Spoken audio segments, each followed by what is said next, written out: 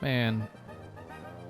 Last week was just not a good week for playing this game, apparently.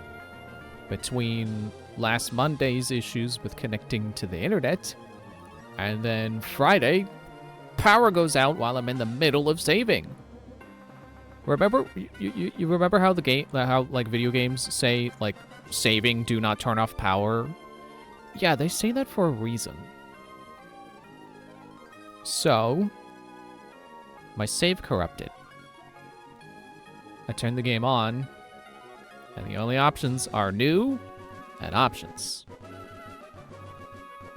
But I have backups. So we're still there. We still got 6 gym badges. But we gotta do Magma Hideout again, which also means Schifozoa is back to being a Tentacool, not a Tentacruel. Ah. Dang it. Oh well. Remember when I walked into this wall and got an encounter and then that leveled up Schifozoa and he evolved? Not happening again this time. Oh well. That's really the thing I'm upset about, is not that I have to redo everything, but that my Pokemon got reset.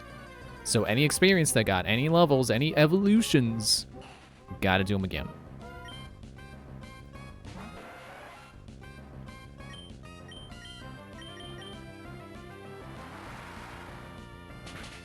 But, you know, bright side is I've read all the dialogue now, so we can skip the dialogue. So, hypothetically, this should go faster. I don't know why I say hypothetically. On a technical level, yes, it will be faster. By how much? I don't know. But there will be time saved. Whoa, Schifozoa leveled up to 30! Wants to learn rap. I don't want rap.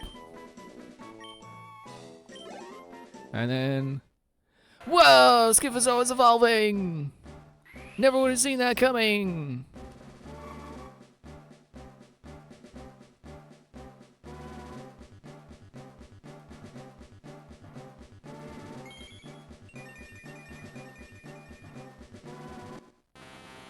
And now he actually looks like a Schifozoa! Whoa! Trying to learn rap. Didn't you just try to learn that? Okay. And I can save. Yeah, see, it says don't turn off the power. Yeah, they tell you that for a reason. Because if you turn off the game while it's saving, you lose your save.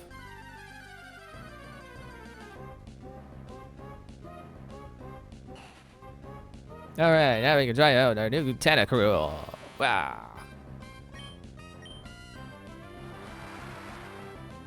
Couldn't one-shot a Torkoal before, but now can one-shot a Torkoal. Wow.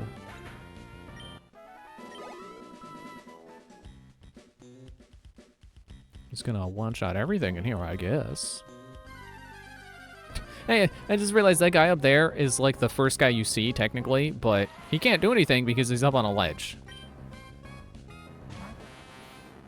He complained about being stuck in a corner, but he's got like the most important position of any grunt in here that we see.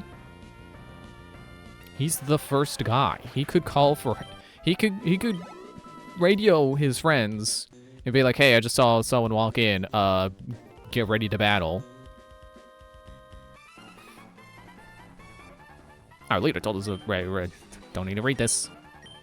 But did we find? I'll tell you if you beat me, except no I won't, I already know how this goes.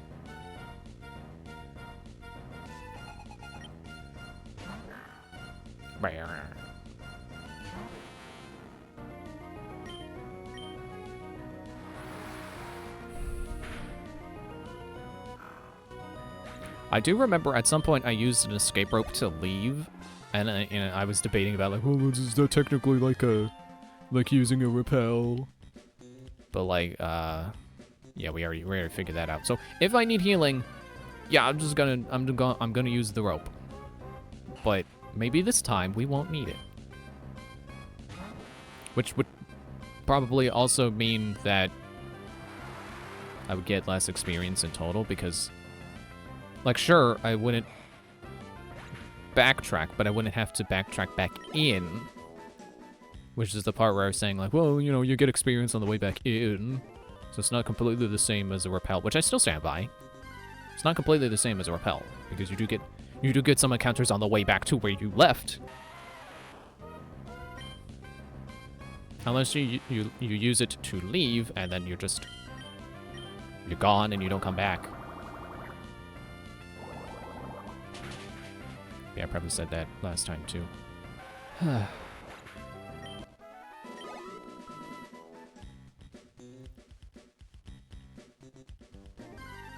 Yeah, I did. I mean, at least last time I warned you. It was storming. The power could have gone out, and it did. I warned you. When it was out till like 4 p.m. the next day, 4 p.m. Saturday.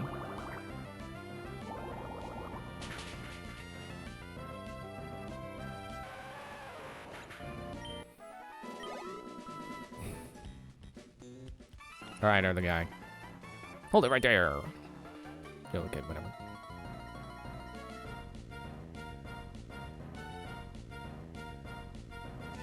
I feel like I had more I had to say. Also, it might be.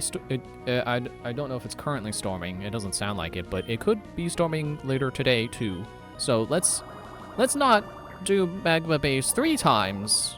Let's hope it sticks this time. You know, the irony about the power going out while I was saving was I was saving because I kept thinking, oh, what if the power goes out? I was doing that, to keep my progress in case the power went out.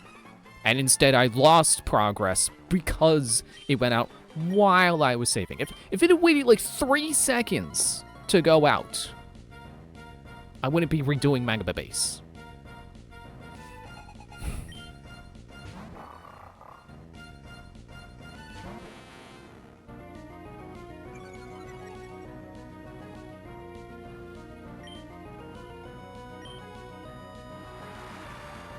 I don't remember if I fought this Mightyena with Scyphozoa, but it makes sense too because Scyphozoa's attacks are special.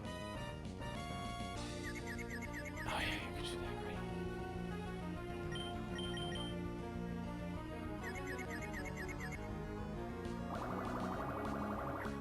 right? Well, something I was thinking the other day that I realized.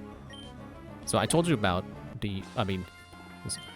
I don't know how many people are going to end up skipping the last stream because it's like, oh, well, I'm doing stuff, so I don't know, you're going to... Like, I would say, like, yeah, you could skip it, but also I'm not going to repeat things that I'm skipping the dialogue, so if you want the dialogue, you got to watch last time. But last time I mentioned I got a new Z-Vaz. I ordered a new Z-Vaz off eBay. And I didn't realize until, like, Saturday. It's the last one I don't have. Stormwing is the last one that I don't have, like, any pieces to. Which it's a weird feeling. It's weird to realize, like, oh, hey, my collection is, like, almost complete now. Like, sure, I've mentioned before I'm missing pieces to other figures, like... Most recently, I mentioned I got a Crypt Curse that's almost complete, but he's missing, like, one weapon. But, like, for the most part, yeah, I have them all. Or will have them all when Stormwing shows up.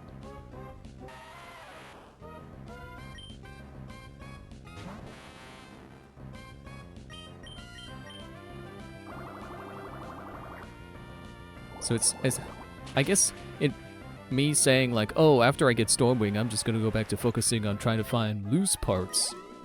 It's like, well, I mean, I guess that's kind of the only thing to do now. Just try to find all those pieces I'm missing on the figures that I mostly have completed. And, also, I'm missing parts to my Thunder Shaman, the one I've had since I was a kid. The parts are around here somewhere, probably, but I don't know where they are. So it would be nice to get another Thunder Shaman. And technically, I can't, because he's missing, like, a hand. I'm trying to remember, is he also missing his head? I know I'm missing the main head. But I think he does have a head. So I think the only thing he's missing is, like, a hand.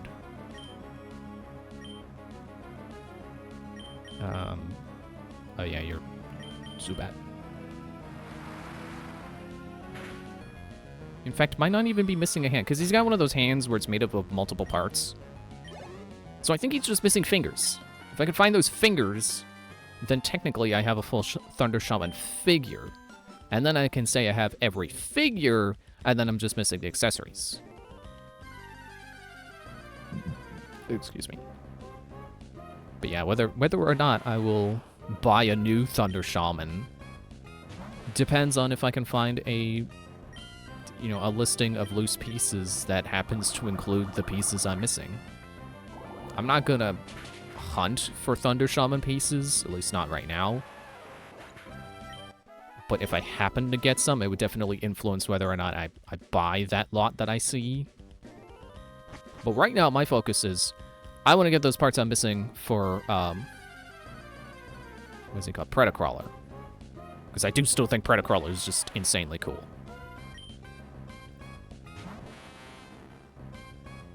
And, I'm not missing the legs, but it would be nice to get him new legs because they are worn out legs.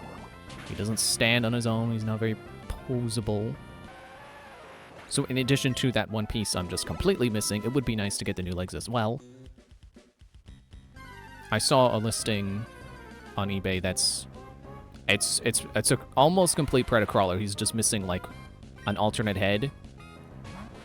And the photos they got of him are they just remind me so much of how cool the figure is.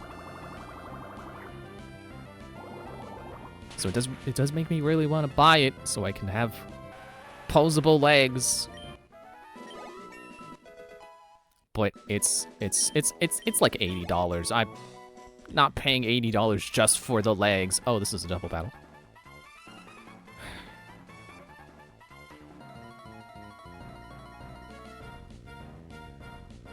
I mean, I guess technically it wouldn't be just for the legs. It would also have that piece I'm missing. But point remains, I've spent enough on them. I bought like 4 now, like in the past like month. I need to stop. Sure, I'm sure it might be considered a little too early, but I would like to start saving for Christmas. So I'm gonna start doing that now.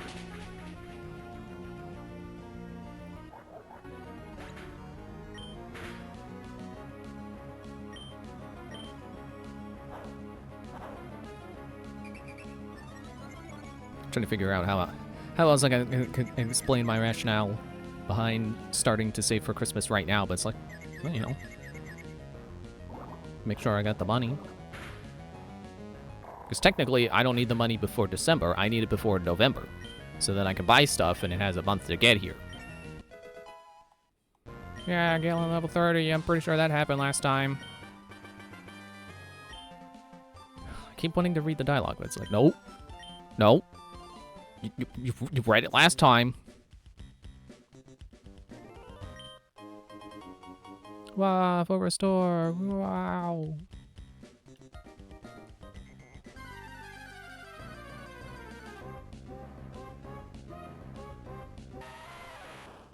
Oh, wow, it's a Geodude. Oh, we didn't see that coming. Yeah, I probably should leave and get Scyphozoa's PP restored.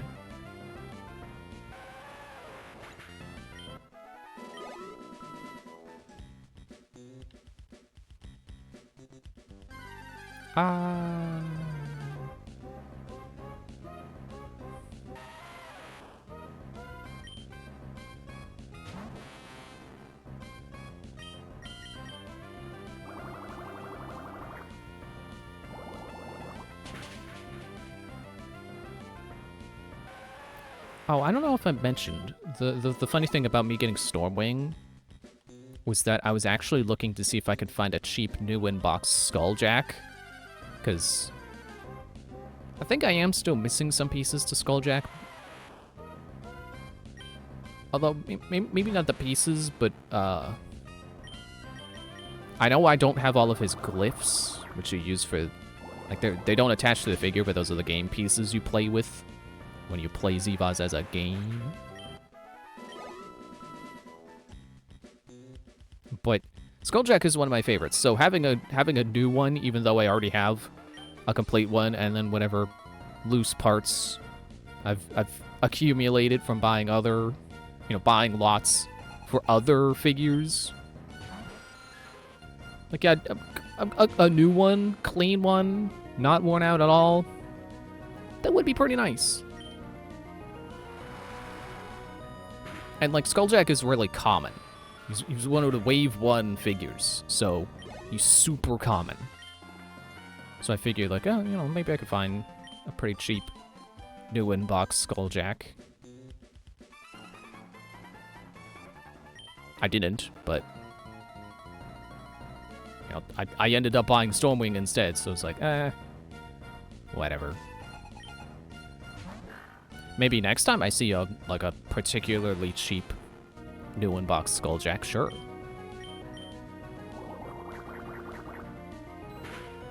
I'm gonna turn on the fan.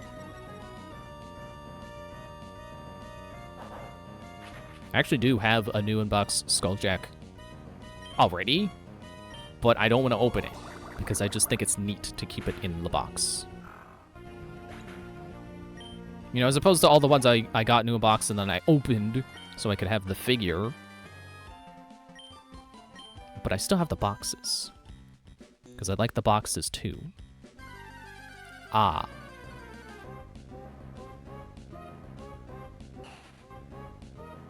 And I would feel even more guilty about completely throwing out the boxes if I got them new in box. And then just threw out the box. That's apparently where I draw the line. Don't throw the box away. You can take them out, but don't throw the box away. Stop using Protect.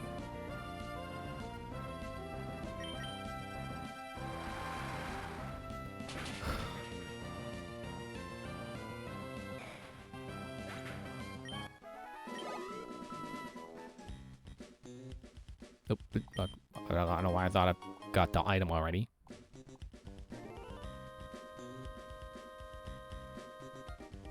I feel like that Torko's a good enough excuse to start, to go back.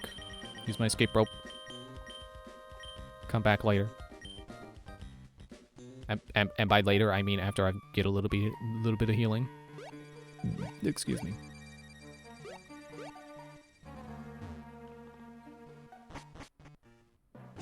But speaking of things I got off of eBay that were incomplete, the copy of Aegis 1 that I got. I feel like it's weird to say copy when it's a board game, but yeah. The copy of Aegis that I got off of eBay, I knew it was missing some pieces. I'm pretty sure I've talked about this before. It was missing the cards to... Unfortunately, 2 robots that I would have really liked to use because they got grappling hooks, and that sounds really cool. I was sorting my pieces. What the?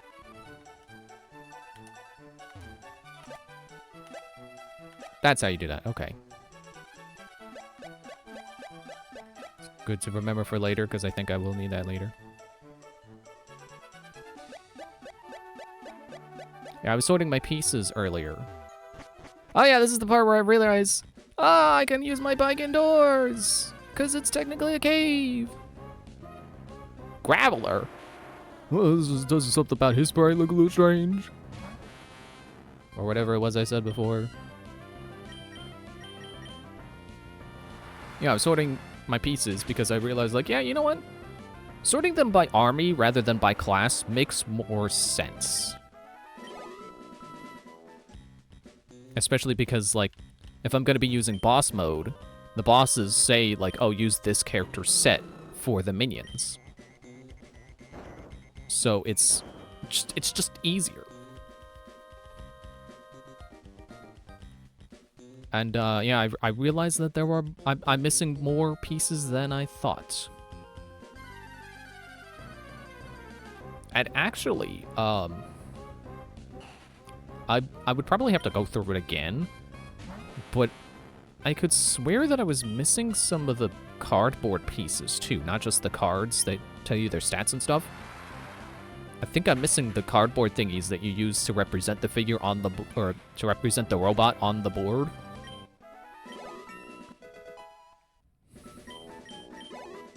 But in either case, unfortunately, I'm not missing just the 3 that I knew I was missing.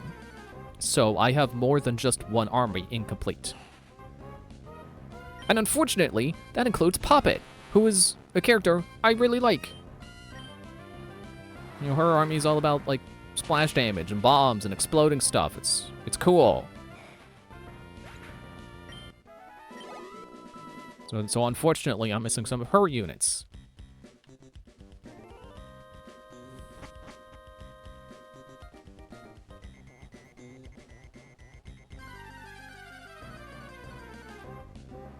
I think in total I have, like, 3 armies. Well, I keep saying armies. 3 groups of... Or 3... What's the word? 3 sets that are missing some of their pieces.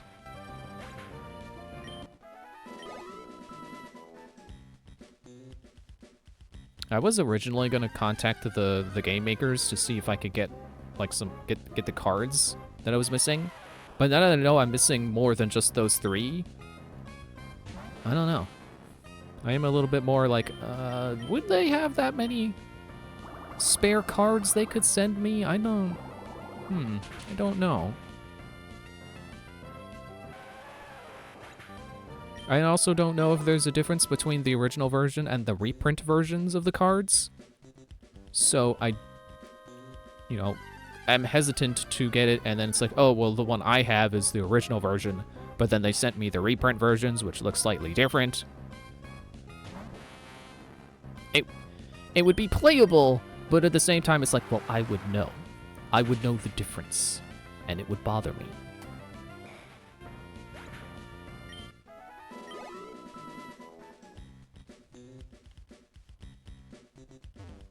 Excuse me. Okay, so I think I was in that door before, so now we go down here. Dude. So, I decided that I would try boss mode again, since I apparently got a bunch of rules wrong with the boss. Dude.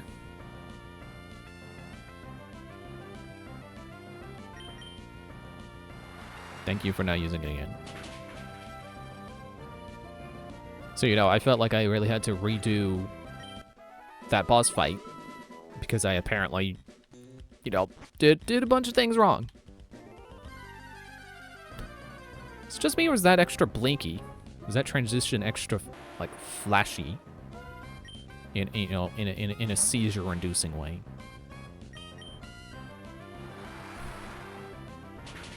Yeah, I'm not really sure if I, like, fully didn't have a victory against that boss, because I did fight them twice. Or I did beat them twice.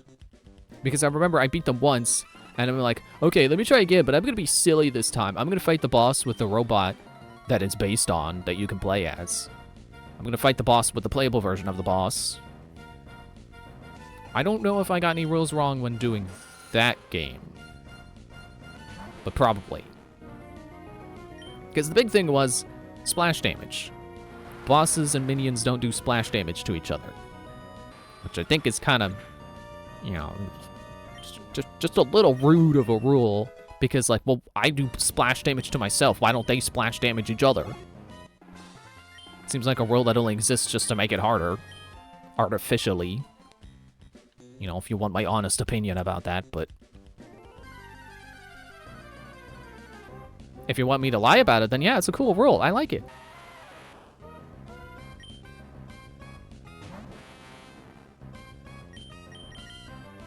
But so this time I used the Aegis 2 sets.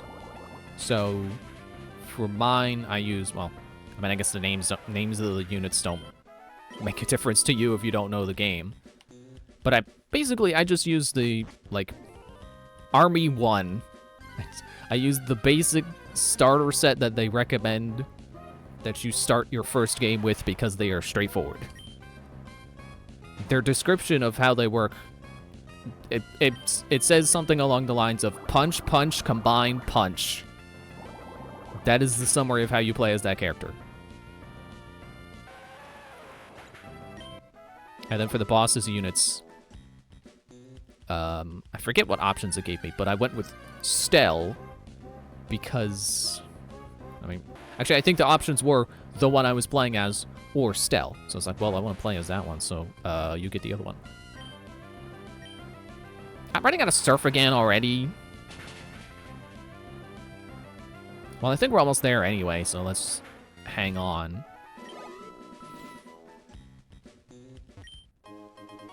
Whoa, PP Max, oh, I didn't know they made those. Hello, buddy. I had to talk to you to get this battle to start, for once. Instead of you coming up to me.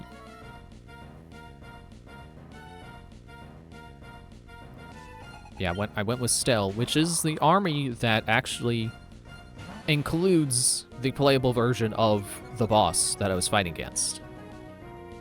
Which I guess I should name the boss, because like I can't just keep saying, oh, I fought the boss, and which boss? You know, if you play the game, you might actually care which boss. So it was Erazel Sol. That's the one I keep fighting because it's literally boss 1. And since I apparently didn't correctly beat it the first time, I'm like, okay, well, time to find him again. And this time let's use Aegis 2's units, because they did rebalance the game a little bit with those units. So like, okay, let's see if the balance is more balanced.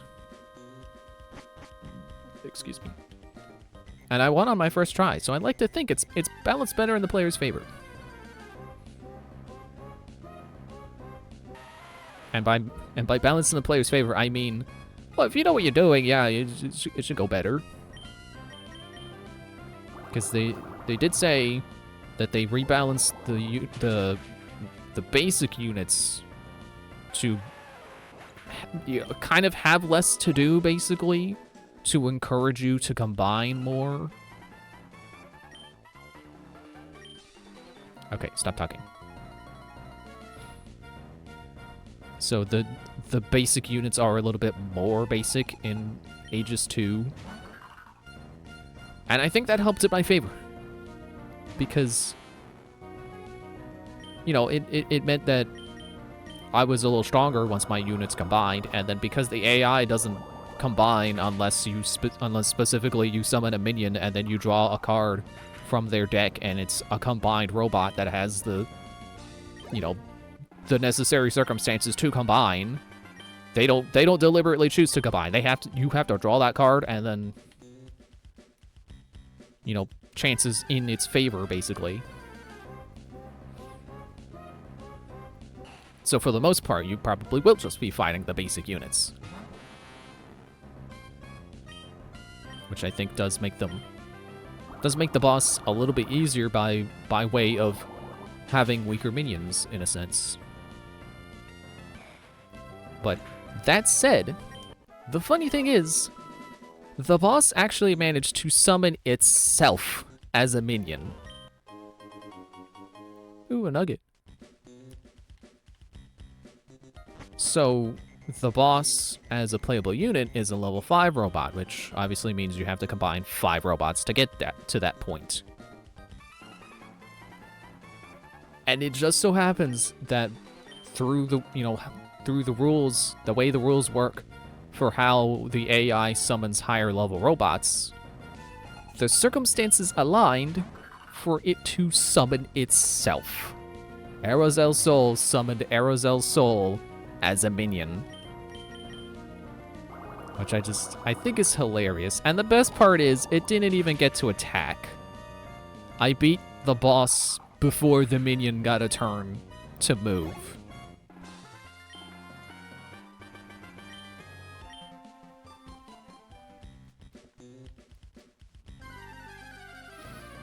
So yeah, I definitely feel Aegis 2 is better balanced. I also like that the board was smaller. I think that helped me beat the boss, because there's less space to try to catch up to it with when it teleports away, because that was one of the rules I got wrong, was it teleports even if there's no minion on that spot it's teleporting to. It's not that it has to swap, it's that it swaps if there's a minion in the way. Otherwise, it still just goes there. Turning around because we're like, oh, do I want to turn this into a single battle? Which the answer is no, I don't. So go away, Torkoal. I've already made my decision. Hopefully that'll get you to hit yourself instead of using Protect. Okay, well, not... Hit yourself on this turn, not the previous one.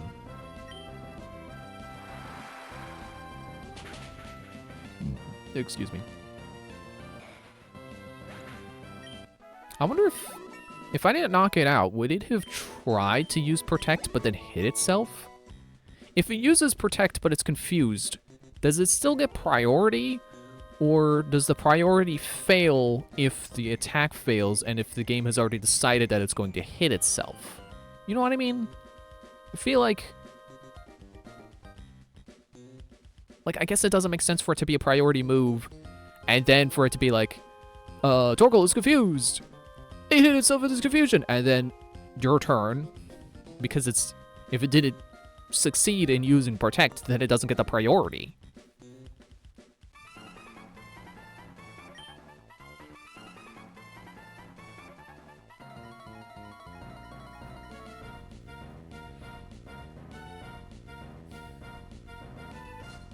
So another boss I tried to fight today. Well, it was the one I kept saying I want to do next, which was Esoghoth, I think it was called. Oh, no, don't hit Galen. I did not end up completing that game because it's like, it's getting close to, not dinner time, you know, close to doing the dishes time. Which, you know, I stream right after I do the dishes, so it's like, well, I wouldn't have been able to finish it if I got to 7 p.m. with it anyway. And it wasn't going good for me, so I'm like, okay, you know what? I'd like to start over. I'm okay with just putting the game away now and then trying again later. So I put the game away. Whether or not I will try again later, I don't know. But probably. Because I do honestly feel like Aegis 2 is a little bit more fun than Aegis 1, so... I do feel a little bit more encouraged by how Aerozel Sol went for me, that I feel like maybe the other bosses don't seem so scary now. Oh, definitely a big contributing factor to how I managed to beat the boss this time was the ability called Gambit, which didn't exist in Aegis 1. But in Aegis 2, units that have Gambit on their attacks can pay up to the same cost that the attack costs to do initially. You can pay that up to that cost again to roll that many die again. And basically just keep attacking until you're until you're satisfied or can't pay for the energy cost, or if any of those attacks fail, or if you roll a 1, then it all fails. So it's all or nothing. And it just happened that the 2 or so times I used Gambit against the boss, it actually paid off. I can't say the same for when I was fighting Esoghoth earlier. I did... Okay, bye. I used Gambit like 2 or 3 times, and each time I failed, so I did not do any damage. Very unfortunate. Which is, you know, another reason why I'm like, you know what, I'll just try again later. The dice have not been in my favor right now. Maybe if I try again, fresh start, I'll get better dice rolls.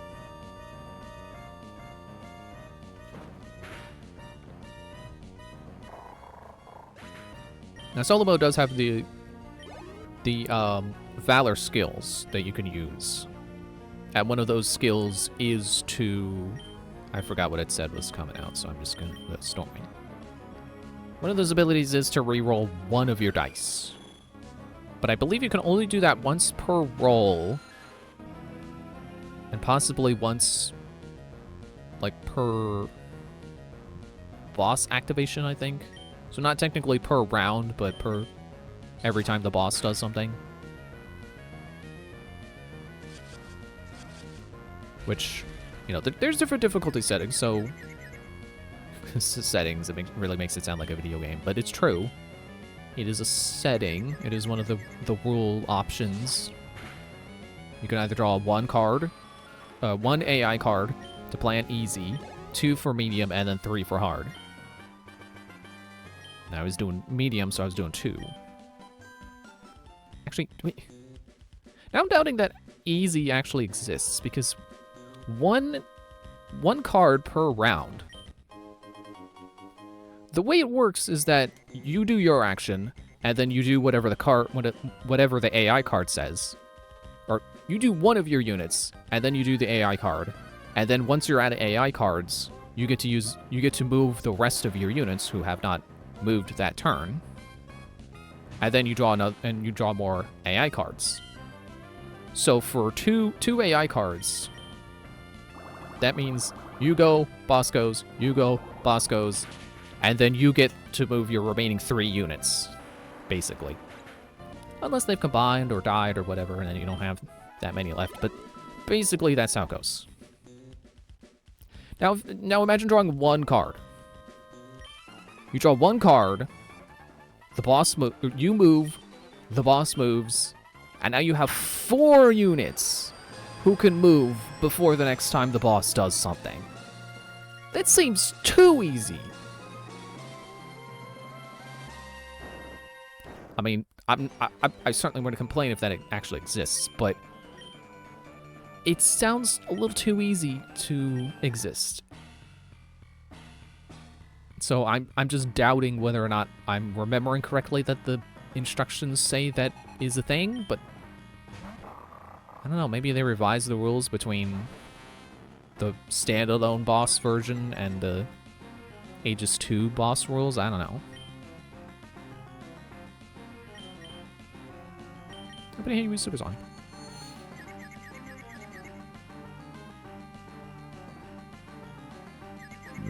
Excuse me. Yeah, hurt yourself.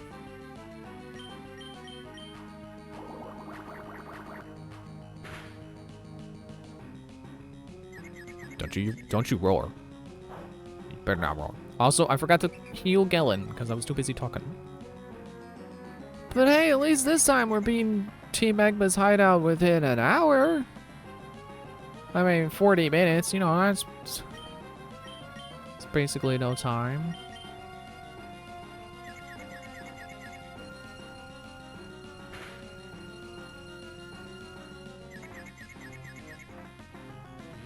Oh, great. Cool.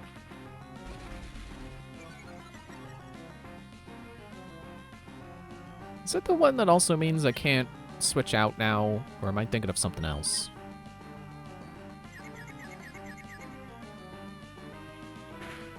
Aha! Haha!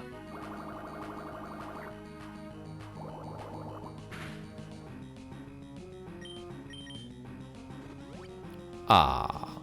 Why do I keep forgetting they can do that?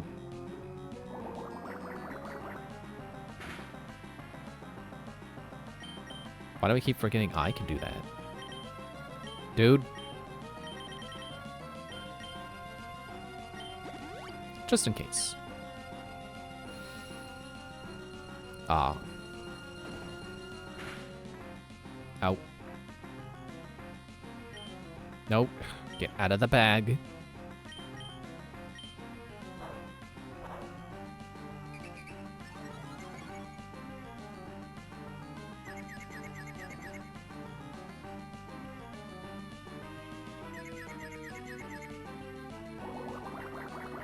I'm just trying to think, is there anything else I had to say about Aegis's boss mode?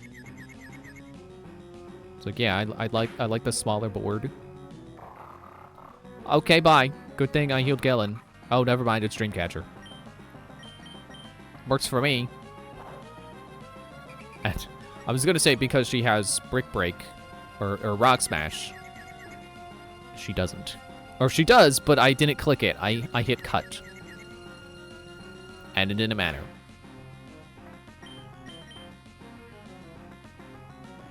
Okay. Didn't realize that can miss, but I'll take it.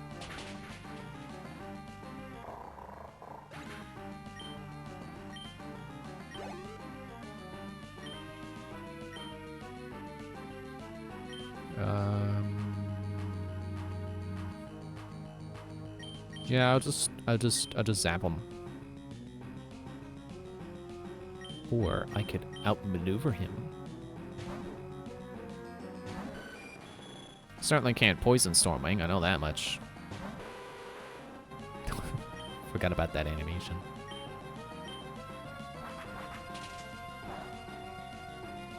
Oh yeah, and I do resist flying. Nice. But I don't resist that.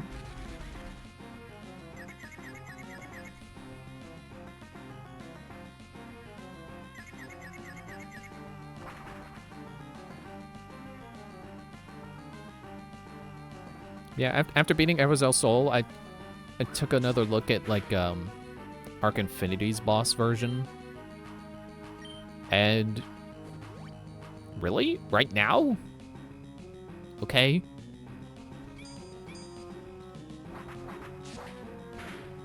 Yeah, so Arc Infinity has 6 health, which is cool because that's how the playable version of Arc Infinity is.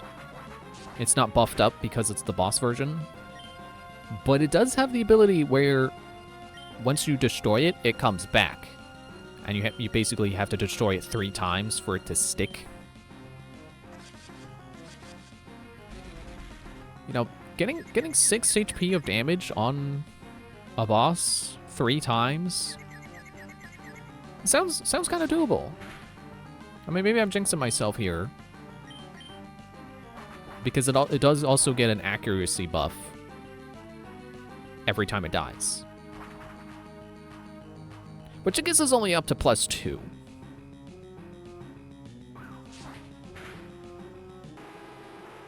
If I'm remembering how accuracy buffs work, that just means that the number you have to roll to succeed in an action gets lower. So if your accuracy for that attack is 3, then a +1 accuracy buff actually means you have to roll 2.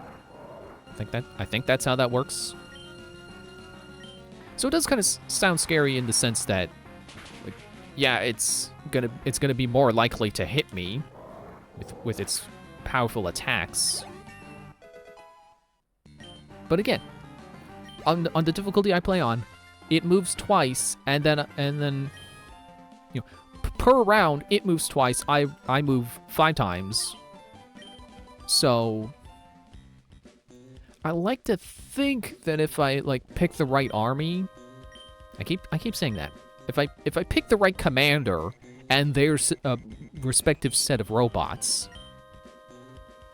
it should be pretty doable.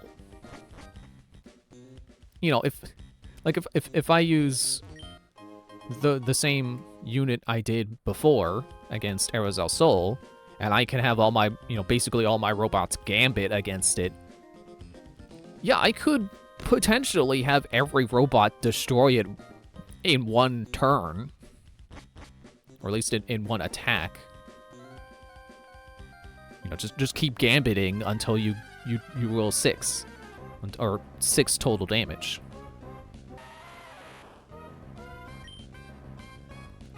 Also, I could be wrong, but I feel like there were more robots in Aegis 2 that do 2 damage per hit.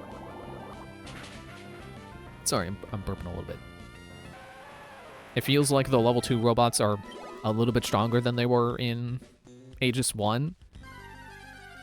So I feel like it would be a lot easier to, even just with one hit, do 2 or so damage.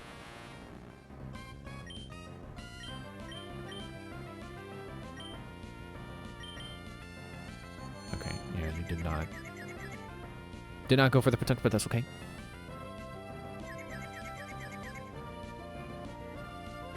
See, I wonder how much of that turn was predetermined.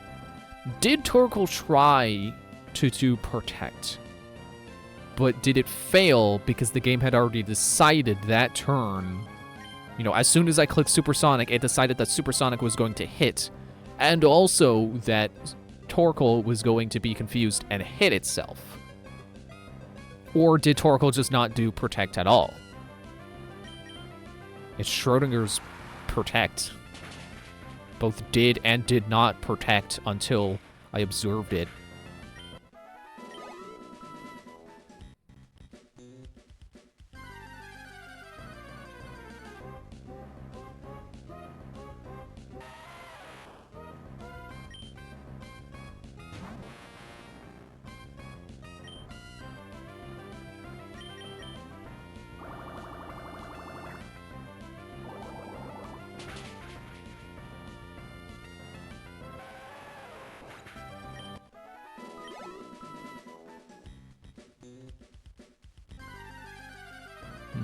I'm trying to remember. I know there was the boss, I think it's Ikasar.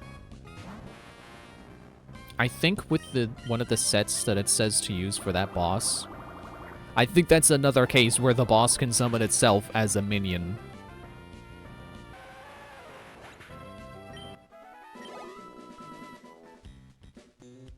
But I believe, unlike Arc Infinity, Ikasar probably is one where it's the boss version is buffed up.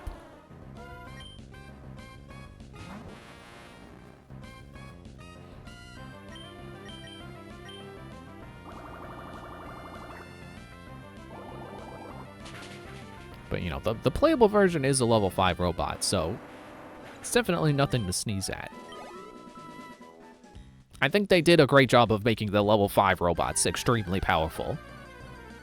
Or even just level 4s. I was reading one earlier that was, like it just sounds really powerful. It's got, like melee evade. It can move units around within, like, 7 spaces. Which is a lot of spaces. It sounds pretty powerful. Even just the combination of, you know, being able to pull itself close to enemies and then also, you know, pull into melee range and then, oops, can't hit me, I got melee evade. I think that in and of itself just sounds like a fun combination.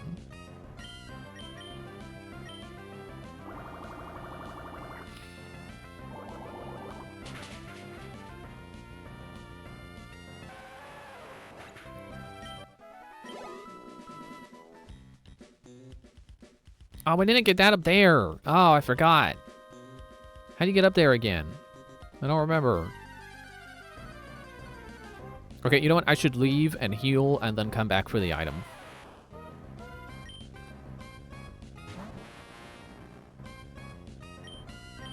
I'm just gonna hit run. It's like, not supposed to be running.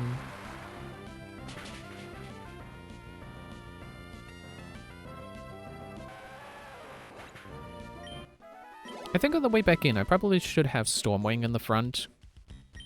And then whenever a Torkoal shows up, I just switch to Scyphozoa.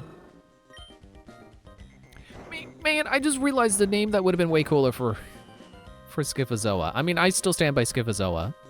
I was a big Code Lyoko fan as a kid, so it's appropriate enough, even if right now I'm like, I don't know if I want to watch Code Lyoko. I don't know if I would enjoy it as an adult. But I can save this nickname, but I'll say it anyway, in case I never end up actually using it for another Pokemon. I could have called him Ikasar. I could have named him after one of the Aegis robots. Just like I did Galion. Which also, you know, while I was going through my while I was sorting my game pieces. I don't think I actually came across a Gale Ion, so I don't remember if Gale Ion actually exists, or if I only took it as part of El Gale Ion.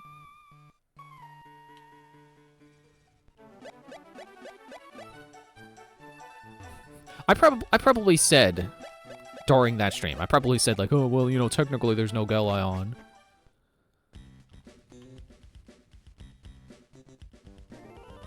Oh yeah, I was gonna have Stormwing in the front.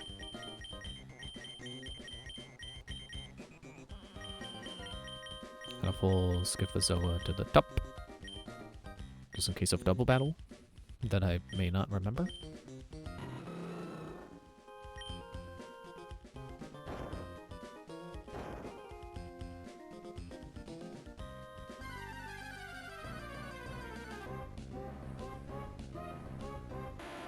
Graveler. Graveler, do you mind? I'm trying to remember how to get up to an item.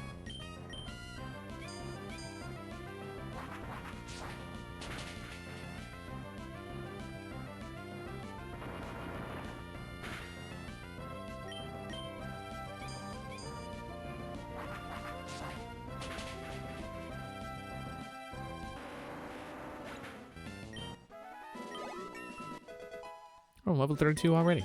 Nice.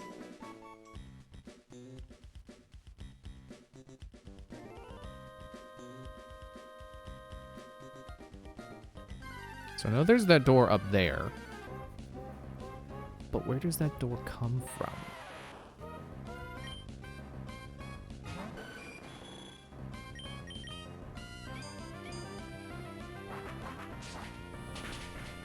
Again, well, I was gonna say hooray for Sturdy not working like how it does nowadays. But then Geodude survived anyway, so. Are you slouching, Stormwing? You're slacking. I think you're slacking. You slacking, you're slouching. Both. Okay, yeah. I'm not messing with you with Stormwing. He doesn't have anything good against a fire rock. So we'll switch to someone who can knock the heck out of you.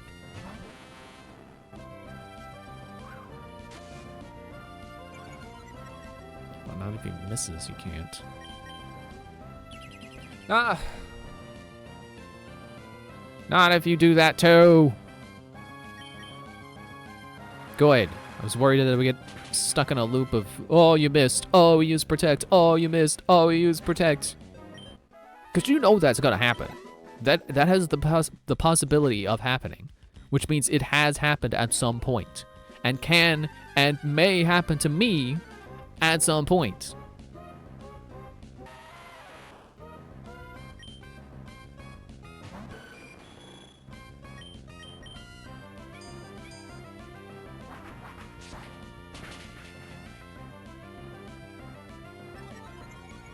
We got the defense raise.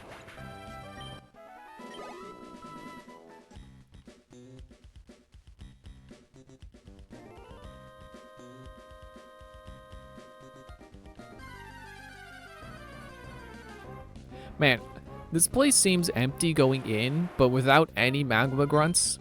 Now it's really empty. Now it is extremely noticeably empty.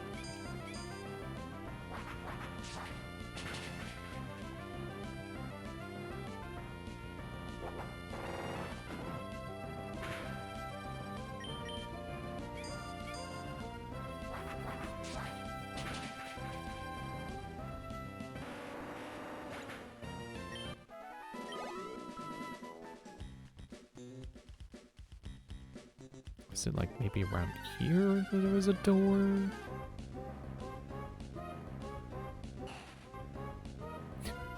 Torkoal kind of sounds like he sneezes.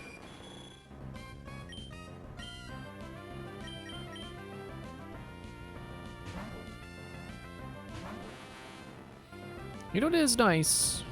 Even if Stormwing won't be getting the full experience from this, he'll still be getting experience.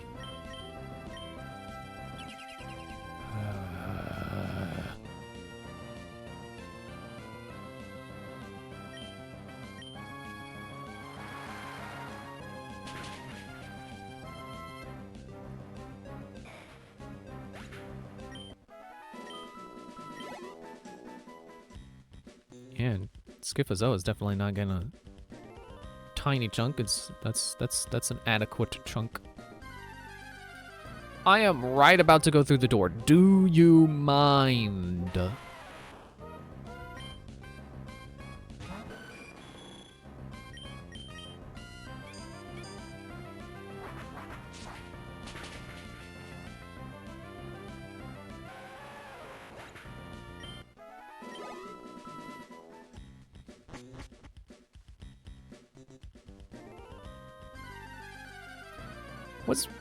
Was the door in here? I feel like maybe this is where the door goes. And I just missed it last time I was here. Very possible. I was busy talking.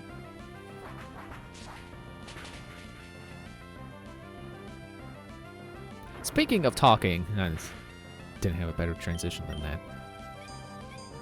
I just wanted to say about one of my favorite new robots in Aegis 2, if I haven't mentioned it already. It's a new version of the Get model, GET, which that's one of the ones I'm missing the cards to in the first version. So I'm missing the cards to like the upgraded Get. Oh, is this the door? I think this is it. Yeah, here we go.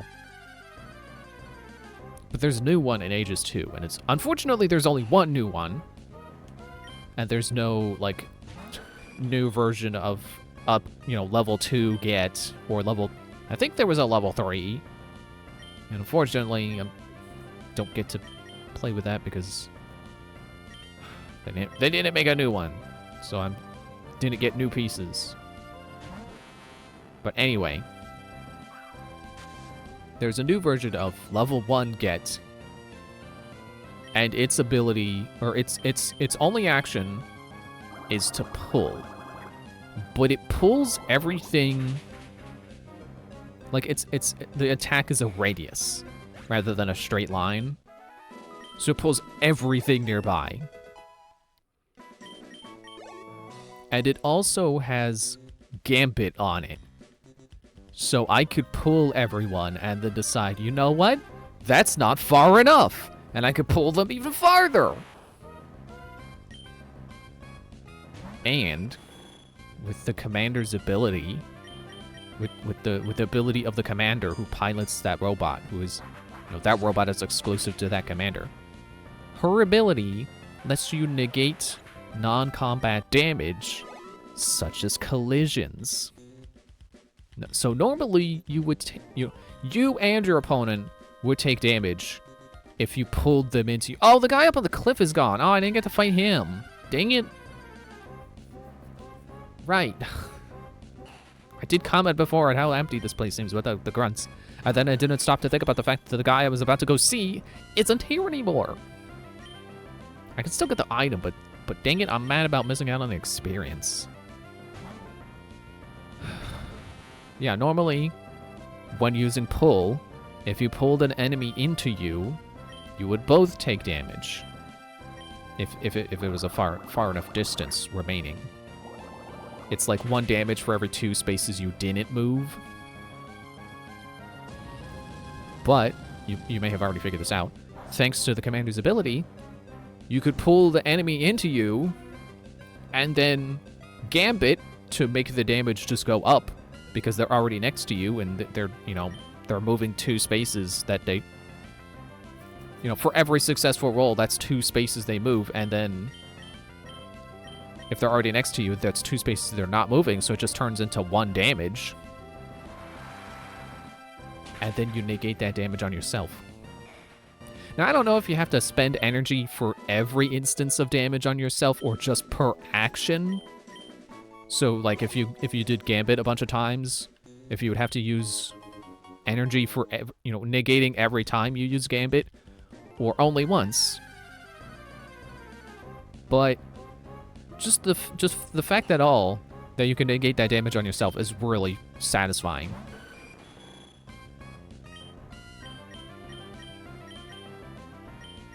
Right, Torkoal. Brain wasn't loading.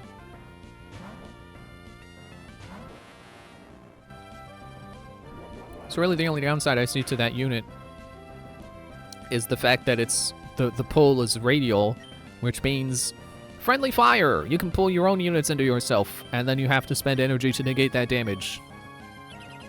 Speaking of negating damage, you think you're real funny, Torkoal, don't you?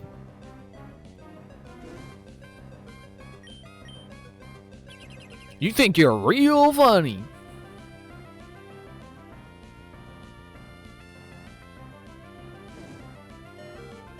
Fine.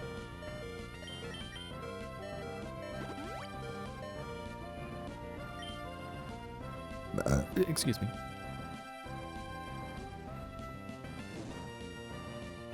You're just helping me clear my bag out. Because now I can get rid of this one burn heal I don't need anymore. Because now I have full heals. So thanks, Torkoal. Actually, I think it was the last Torkoal, and I just didn't recover because I forgot. But get out of here.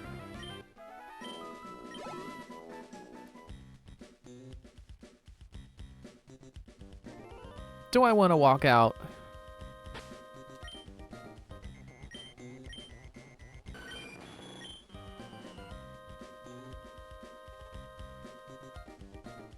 Oh.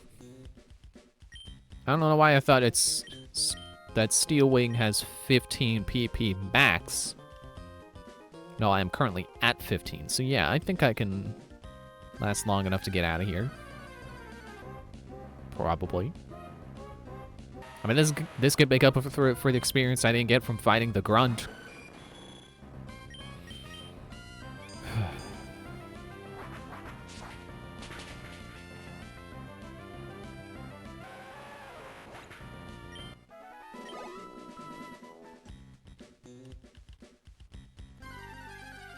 I just can't help but think of Steel Wing, makes me think of Steel Wool, and it's like, I still really want to play Security Breach.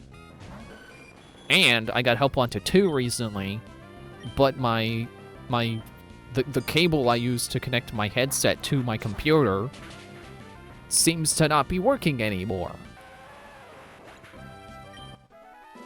So I can't play Help Wanted 2 in VR, even though I want to. Because I like seeing how tall the animatronics are, and if they were real, the sense of scale helps them be scarier. Like I at least got to the title screen last time. It failed while I was in the middle of food prep, but which was like the first minigame I did anyway, I think. So it failed like one minigame in, but on the title screen you get to see Funtime Freddy. It's like, oh geez, he's huge, and that's kind of terrifying.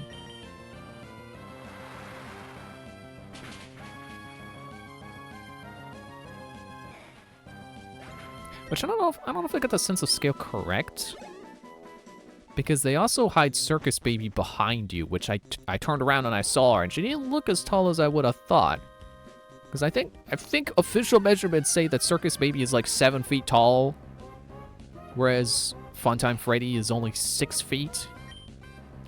Don't ask me why Circus Baby is the tallest one, because I don't get it either. Maybe Steel Wool decided to go against those official measurements and made Circus Baby smaller and then Funtime Freddy taller. I don't know. They could do that. They have free will.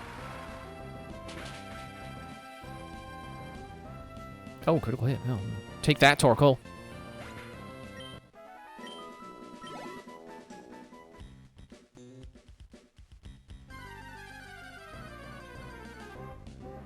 Also, I do remember saying that when I played Help Wanted 1 for the first time, seeing how tall the animatronics were in that game also helped them be scarier.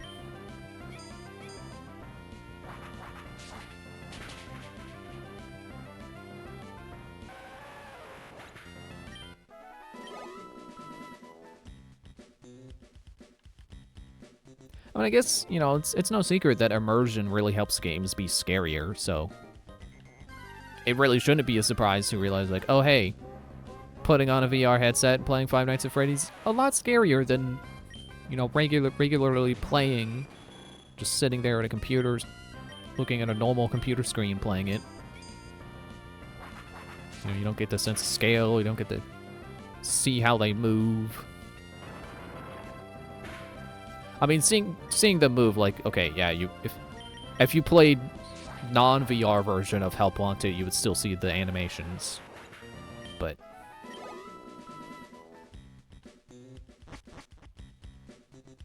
you know, my point to that is that the animations add to the immersion, which I'm attributing to Help Wanted itself and not necessarily VR, but because Help Wanted started as VR, then yeah. Because Help Wanted is designed the way it is because of VR. And that because traditional Five Nights at Freddy's gameplay would not have perfectly translated one-to-one in VR, they kind of had to give them animations. I mean, maybe not necessarily had. They still could have moved only when you're not looking, like they did in the original games, but because they decided to remake it in 3D and give them animations, it helped to add to the immersion, both for when you have the headset on and also just in general. Dude. Dude.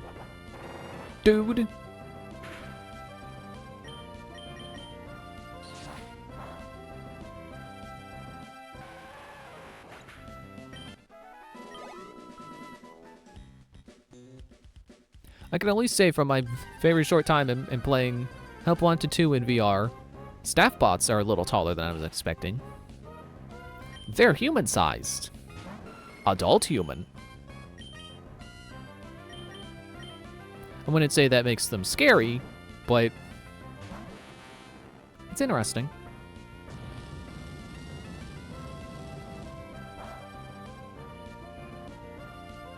I love that that's like one of the strongest fire moves in the game. Barely did anything. Granted, I'm 7 levels higher, and, you know, it's not just because Schizover is a stat, but because of the 7 levels, but it's still cool. It's still satisfying. One of the strongest moves in the game, and it barely did anything. On paper, that's impressive. When you don't consider all the other variables at play, it's impressive.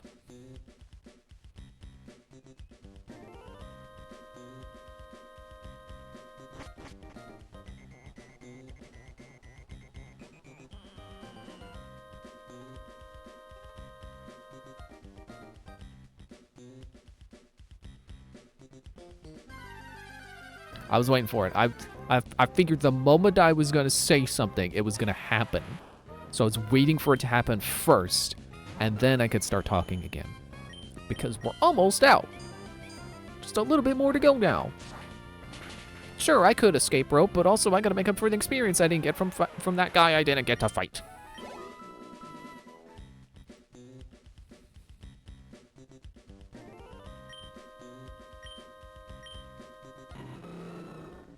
Today, I've mainly been playing TerraTech Worlds, which I got last week.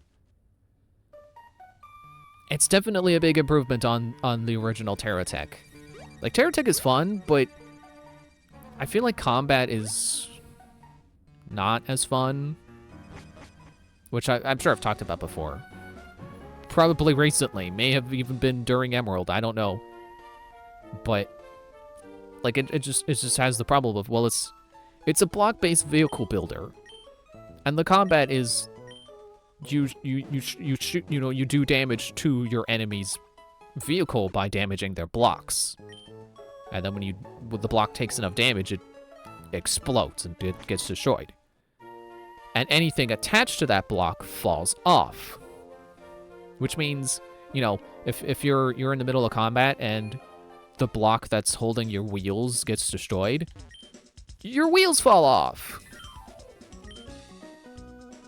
It can be a satisfying system when you nail your opponent down, and it's like you get your shots right, and blows up their wheels and then they can't move and then you just focus in on them.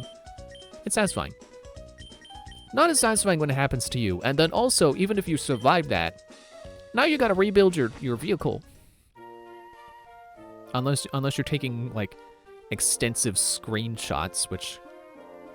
I don't remember if in the first one, screenshots were the only way to save it, or if there was a separate, like, save button. Which, speaking of...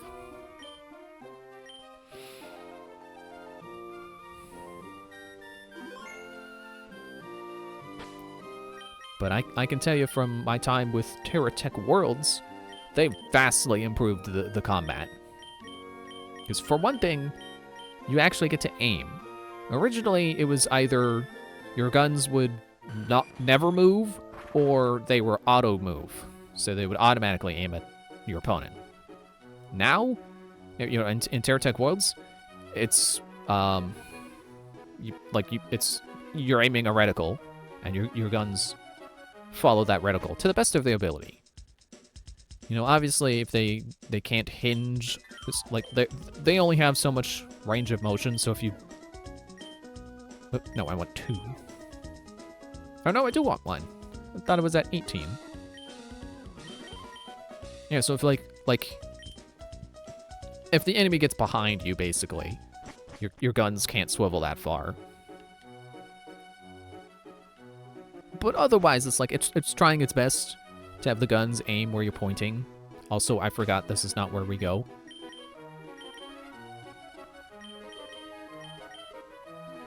You know what? I think we're actually slower than we were last time because, well, for one thing, I went back in to get that item, but also it's almost break time.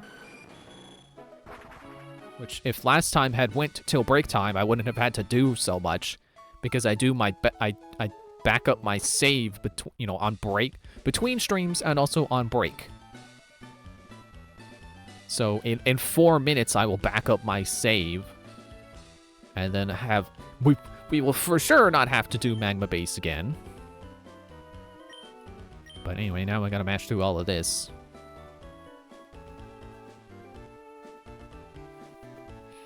But yeah, so not only in TerraTech Worlds do you get to aim, but also, there is now a feature where you can repair your vehicle back to the state it was at before the battle. So, you know, let's say your wheels fall off during a battle, or after the battle. You know, you survive, but you're missing your wheels. When you just hold down the R button, or, I mean, on the keyboard, you hold the R key, and then you use a repair charge, and there you go. You repaired to how you were before.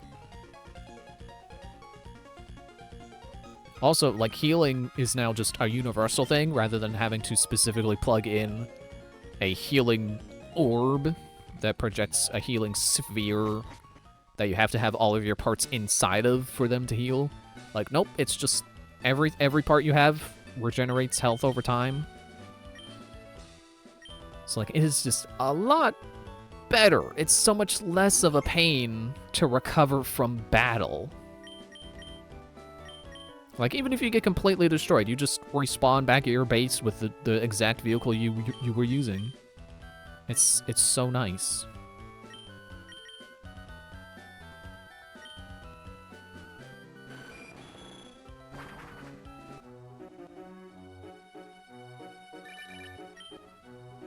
Dalton. I'm sure that I got at least one call last time, but I don't remember who. I don't think it was Dalton.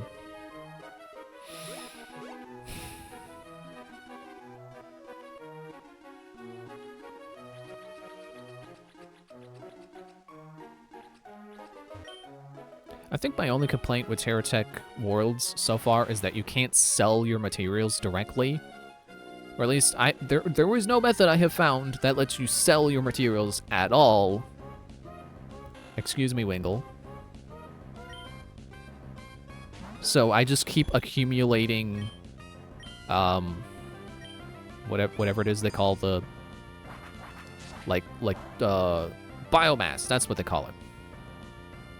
I just have, buckets upon buckets of biomass. Because every time you run into like a tree or something, it gets destroyed and becomes biomass, and then you automatically pick it up and it goes into your inventory. And I just have way too much of it. I can't get rid of it. I can't sell it. I can't... you can burn it as fuel. But it burns really slowly. Which is great for efficiency on the generators. But it's... I can't get rid of it. I have so much biomass. And there's nothing to do with it except burn it as fuel, at least at the point in the game I'm at.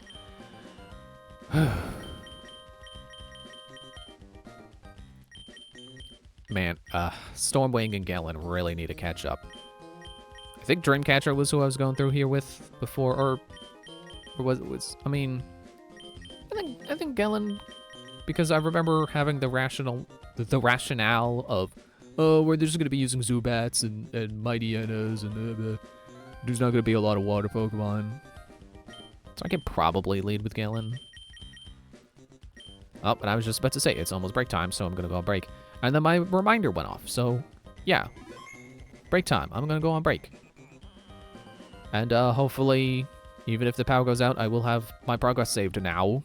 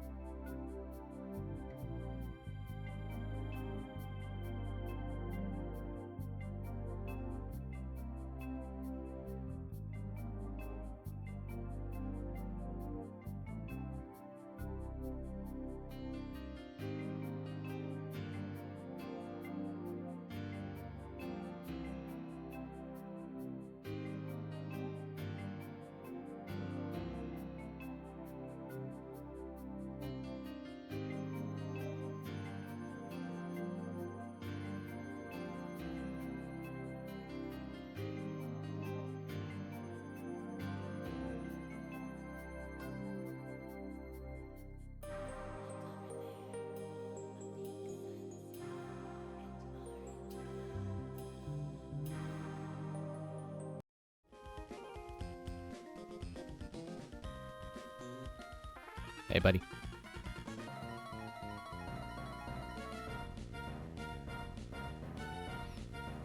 So yeah, we're back. Fighting this guy now. Yep, Poochyena. I knew it.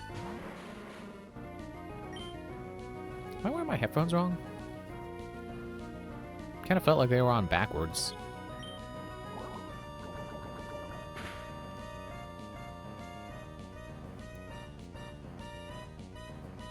Yeah, sorry.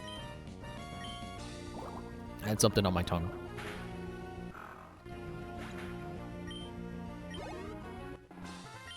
Man, that was a pitiful experience. I feel like I said that last time, too. Well, two, as in addition to what? What else did I say last time?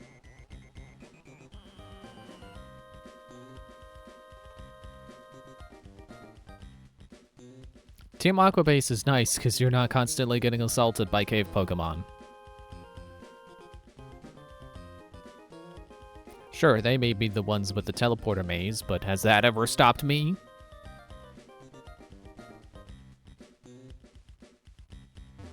Ah, I thought I could make it.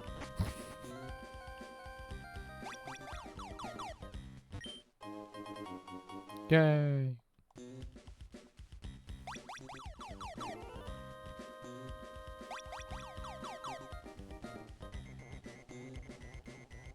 I remember I snuck past this lady. Because I wanted to go straight over here. You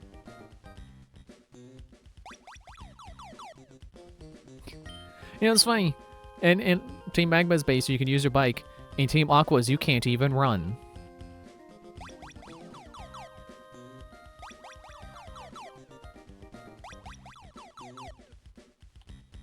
And then this one. Correct. Alright, so you're a Voltorb. Oh yeah, and I remember you self-destructed directly, immediately on Galen. Let's see if we can avoid repeating history. Oh! Screech! Nice! You didn't immediately go for Explode! Nice! Or self-destruct, whatever. Screech again! Go ahead. Keep reducing my physical defense. Although, actually, I was gonna say, that doesn't matter. Well, if you self-destruct, it'll matter. But if you don't... Yeah, I got this. Galen wins this time! He gets the experience.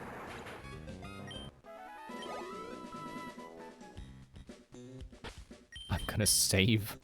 That's worth saving for.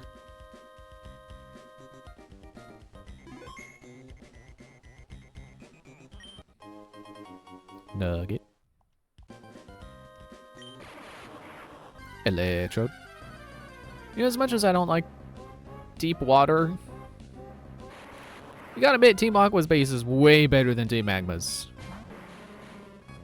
Like, you know, grunt work is gonna be grunt work.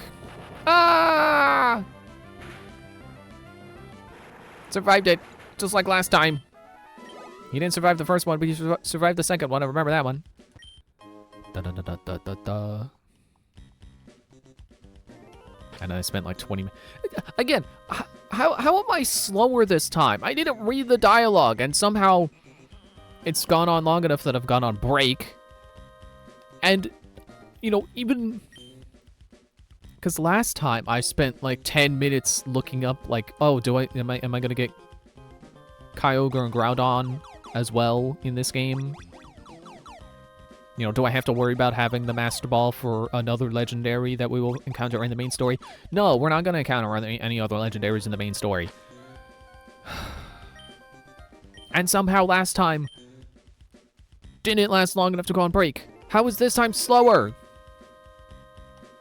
Oh yeah, I gotta recover Galen. Yeah, grunt work is always going to be grunt work, so, you know, I'm sure working for Team Aqua and working for Team Magma probably going to be not great either way. But at least if you're part of Team Aqua, you get to come back to this base. Yeah, okay. Stop, Carvana. Too much bobbing and weaving. Knock it off.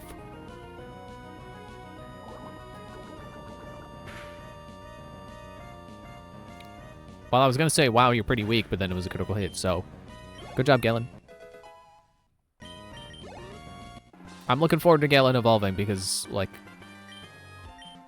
You know, it's gonna be a nice power boost for him.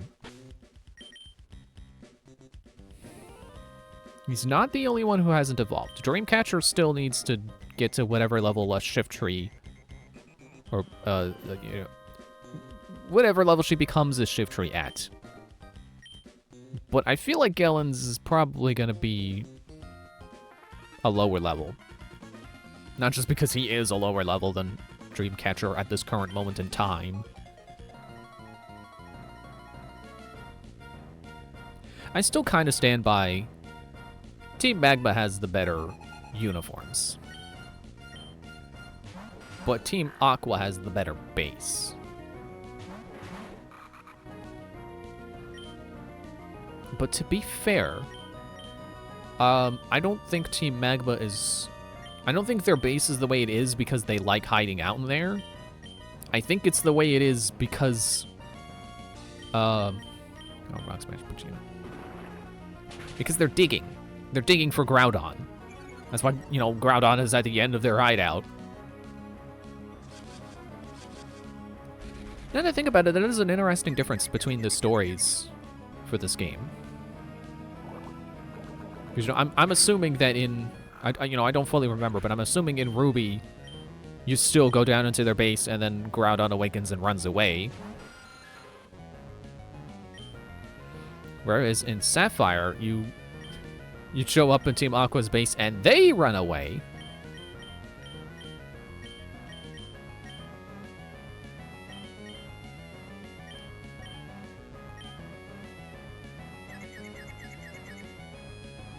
Right.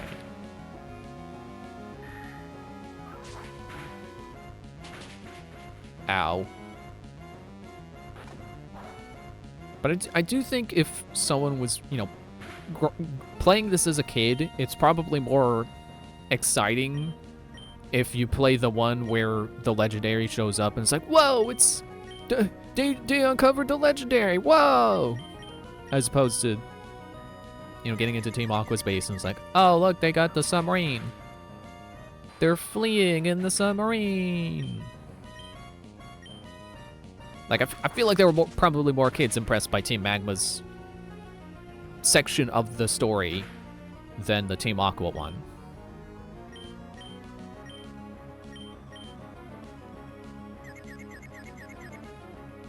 Yeah, get him. Shoot. It's gonna be critical on both of them? No, just Galen. Interesting.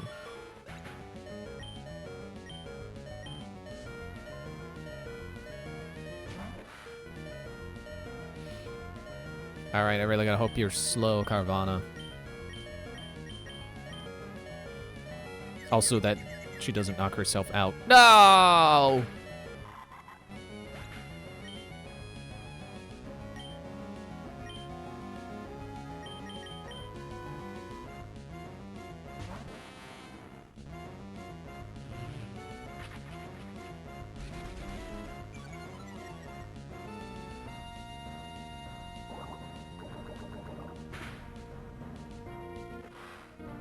Okay, yeah, Carvana's just weak compared to Galen. Keep wanting to read the dialogue, but like, no. Don't read it. I gotta move on. I'm gonna keep going. We're already behind schedule, apparently. Somehow. I still don't get it.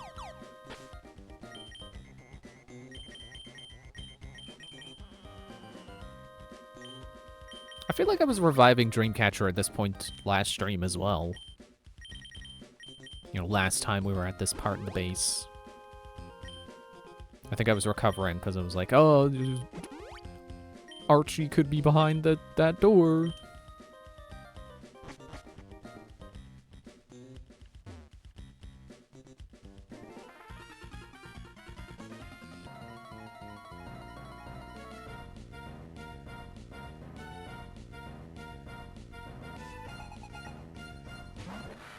Antler Carvanha.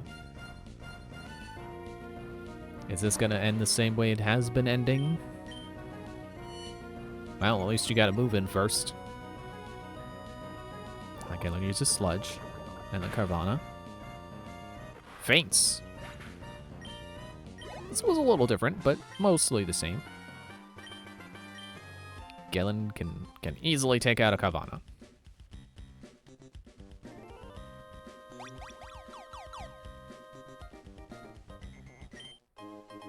Nest ball, whoa.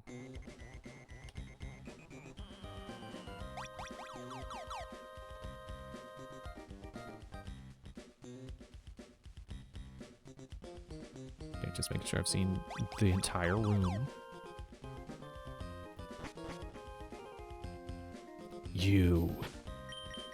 Pretty sure that's the guy I fought before the power went out. I was like, oh, I want to save.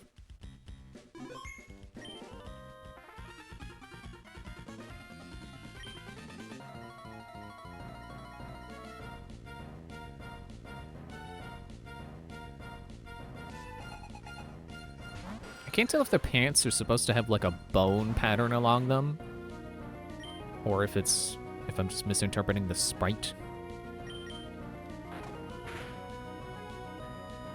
Dude.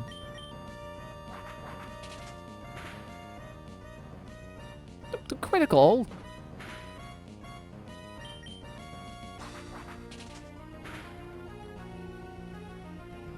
What do you mean it missed?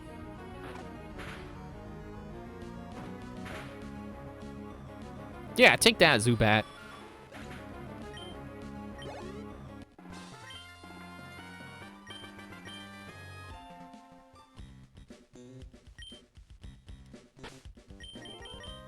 And then I heal.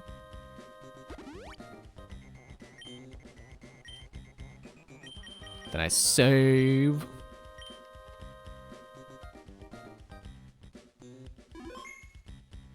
Okay. We're good. Are these trash cans?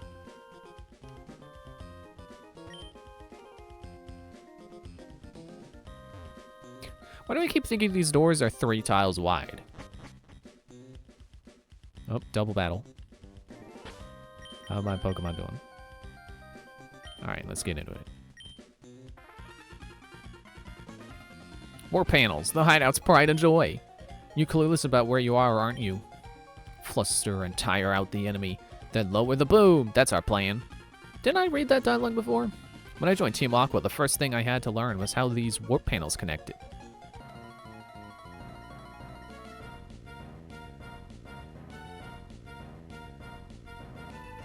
Oh, they're not touching balls like the other ones were. They're not clinking like you do your drink glass before you take a sip. I wonder why that got... Why is that a thing? Why do people clink glasses? Why is that... Why is that how people celebrate?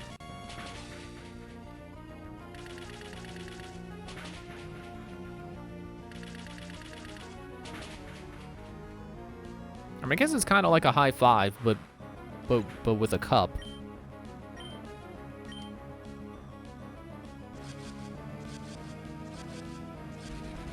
I don't know, it's probably something to do with the symbology of bringing things together.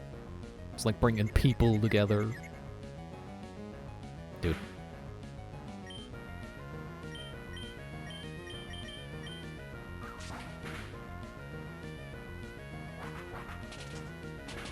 Okay. Wasn't that bad.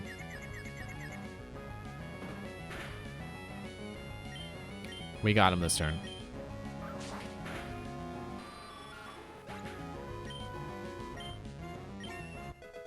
$35! My best guess is when she'll evolve is 36. What's wrong with you? You're not tired at all! I was too occupied thinking about the warp panels. Touching them will send you far away in a flash. Like so.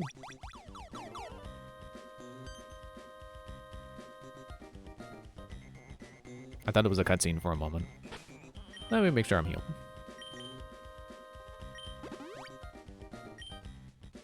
Good enough. Got here already, did you? We underestimated you. But this is it. I'm a cut above the grunts you've seen so far. I'm not stalling for time. I'm gonna pulverize you. Uh-huh, sure.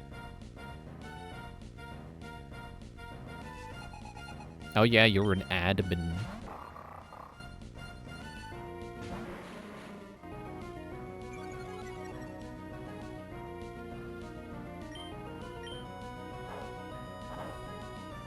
Thanks for bringing my attack back up, I guess.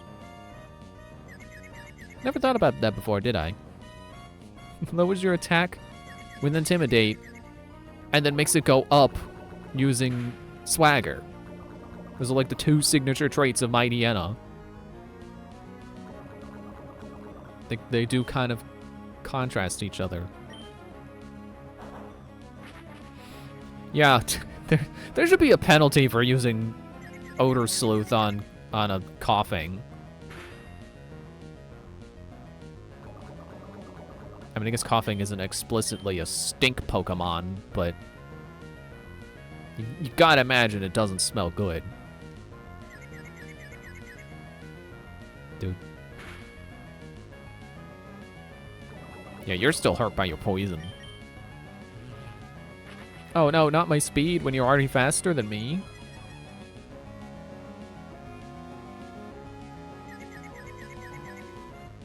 Dude! 3 times in a row, man! Trying to attack with Gallon, and he hits himself in the face.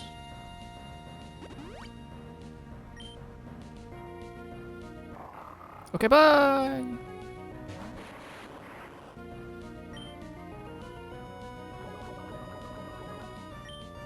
Shazam!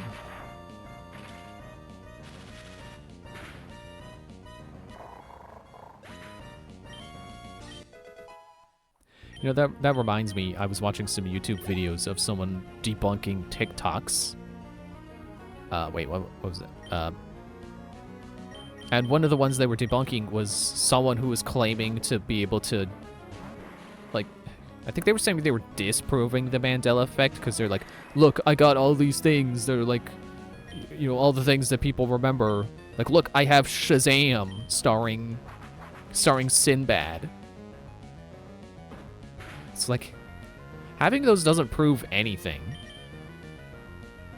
Because, for one thing, printers exist. You can make as many fake things as you want.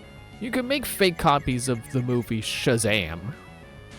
Which, you know, as the person debunking these TikToks proved, yeah, you could just buy a copy of Shazam, and it's like, it's a novelty item that you can buy.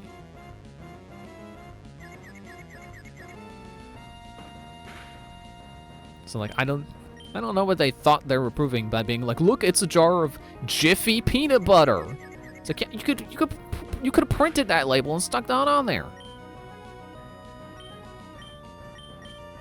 I don't know why I'm sticking to fighting this with Gellin. Well, at least he snapped out his confusion.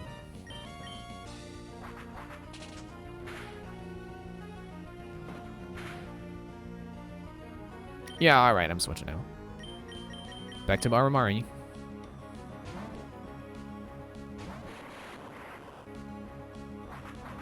There was one I was watching earlier where there's this guy who's like, this tree keeps moving, I swear, this tree is moving. It moved like 5 feet since I last measured it. It's like, dude, who do you think you're fooling? Like, I think it was pretty clear the guy didn't actually believe the tree was moving. So I lost 2. While I was toying with you, our boss got through his preparations. He stole us a marine just to go back to his base, just to flee from his base. Okay. Our boss has already gone on his way to some cave under the sea. If you're gonna give chase, you'd better search the big wide ocean beyond, the wide sea beyond Lilla Cove. But will you find it then? Yes. But yeah, this This guy just keeps posting TikToks showing footage of this tree, and he's like, "This tree moved. I swear, this tree, this freaking tree is moving." It's extremely repetitious. He just keeps saying the same claim, like almost the exact same way. This tree is moving. I swear, this freaking tree keeps moving. Like, if you're gonna have a hoax, at least do it better.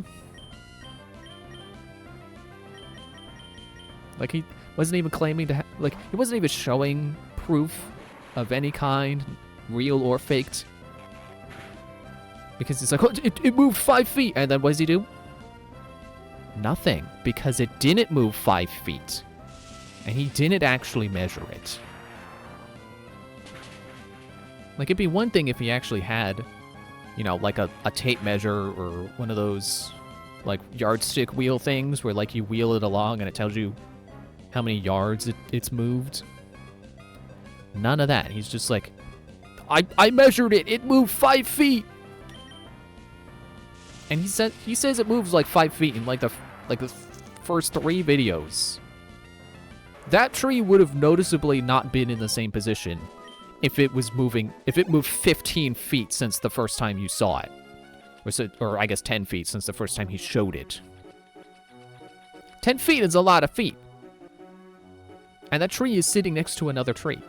So, yeah, if it moved 10 feet, it'd be pretty obvious.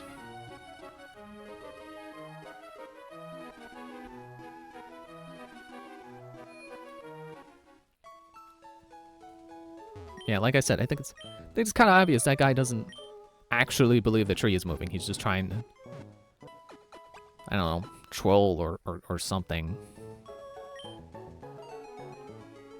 He even goes up to the tree and he's knocking on it. He's like, "That doesn't sound right. This tree looks fake. It looks crazy fake. It's insanely fake. Look at it.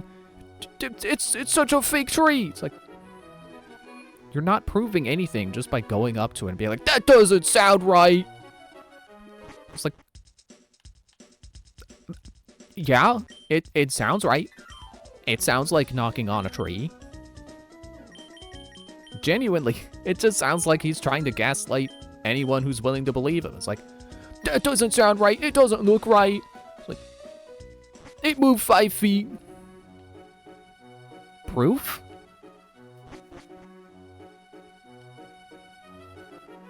Like, genuinely, that's all that guy was doing.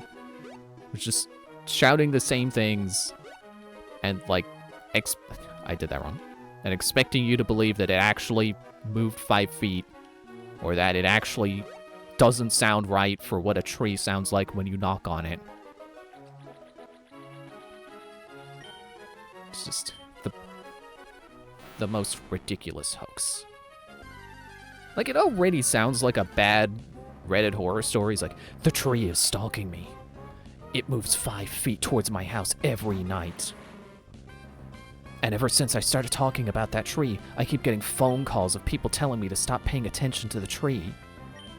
Like, that was the thing, too. It was in one of his videos. He's like, "Oh, I got a call. I can't film the tree anymore." It just sounds like a bad horror story. A bad internet... A bad horror short story, I should say. Going bored of swimming, how about a battle? Here I am swimming by my lonesome on this wide, beautiful sea. There's no other word for it. What? There's no other word for it? This is pathetic? I thought it sounded like you were having a good time. What? What are you calling pathetic? Because you know what's pathetic is the guy trying to get people to believe that the tree he keeps filming is moving 5 feet every day. Also, dang, a Gyarados? That's crazy. That's crazier than that tree that moves 5 feet every night and is somehow still in the same position every time he films it. One of my favorite things was in a couple of the videos, he starts by shouting at people who are walking by, like, "That tree is fake, watch out!" But, like, he says it at the same volume he's normally talking at. Not at the kind of volume you would shout at someone who is, you know, not only across the street, but also, like, a block away. Bullet Seed, that's what I'm looking for.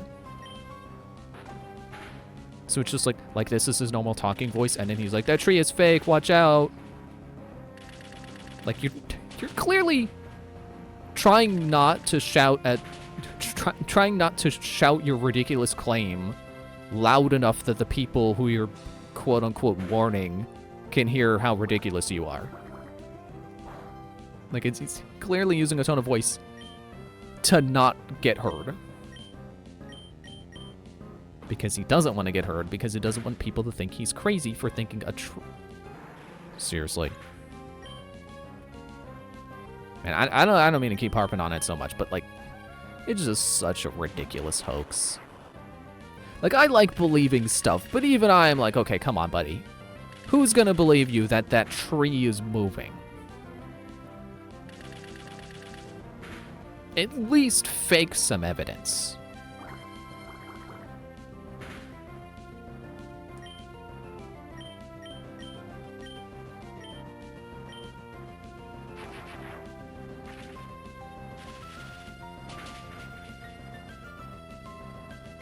Although one of the things he did, whatever the tense would be for that.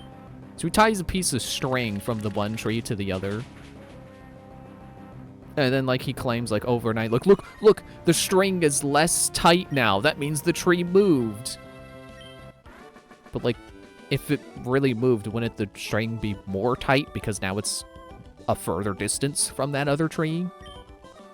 Because weren't you saying it was coming towards your house? I had no idea that you were this strong. I'm feeling blue. Blue is the sky. Blue, blue. Oh, sorry, I'm trying to learn how to whistle. I'll go practice over there.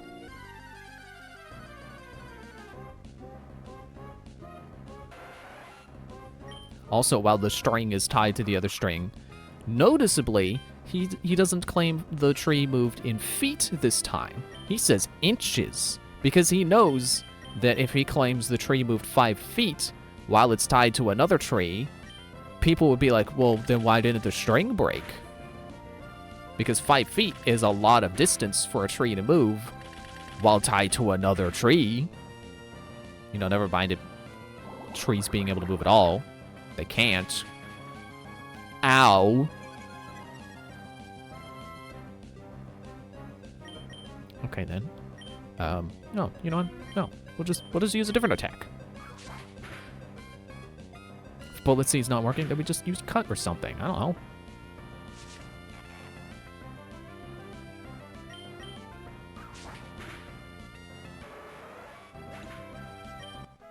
But yeah, here I am thinking that a lot of, like, Reddit horror stories sound the same and use all the same tropes. Then there's this tree guy whose story is so so poorly thought out. It's literally just the bear tropes. Not even dressed up to make it believable, just the tropes and no detail. So that source, you just gotta trust me. You just gotta trust that it happened. I got threatening phone calls about not filming that tree, but I'm not gonna tell you who called me or what they told me about. They just said stop filming the tree, and that's all I'm gonna tell you. Because that's all I think you need to hear to be spooked by the story about the moving tree. It's so stupid. Hey, are you lost at sea? If you can beat my Pokemon, I can serve it as your pilot. Why would I want you as my pilot if I win? I'm the pilot of my own adventure, dude.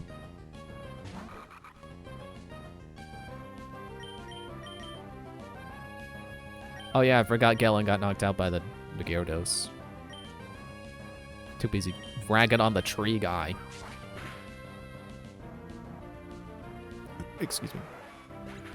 Yeah, I already find like a lot of internet writing to be just, or internet horror writing to just not be interesting, and then there's the tree guy finding a new low.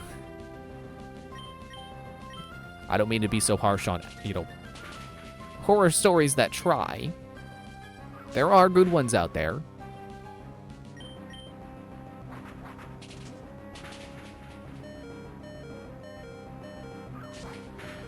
I do remember watching a few episodes of, well, a few is kind of underselling, and I did watch a couple handfuls of Creepcast videos. I lost my bearings in battle.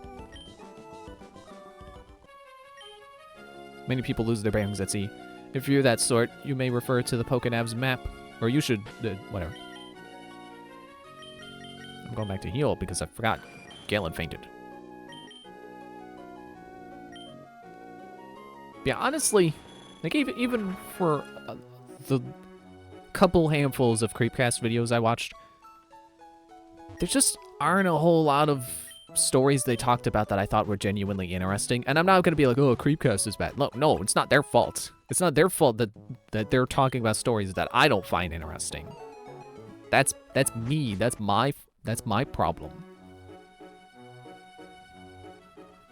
But there was more to my point. Excuse me. There was one that they read that I thought was interesting. I forget what it was called. Because these all have titles because they're dressed up as Reddit posts written by actual people. Rather than just, oh, I wrote a story. Here's what the story's called. Like they're all written in first person for some reason. Which I think really didn't make sense for the one that was like... It was about a guy who was... His perception of time was slowed down. And it just kept getting slower and slower to the point where even blinking his eyes felt like 1,000 years.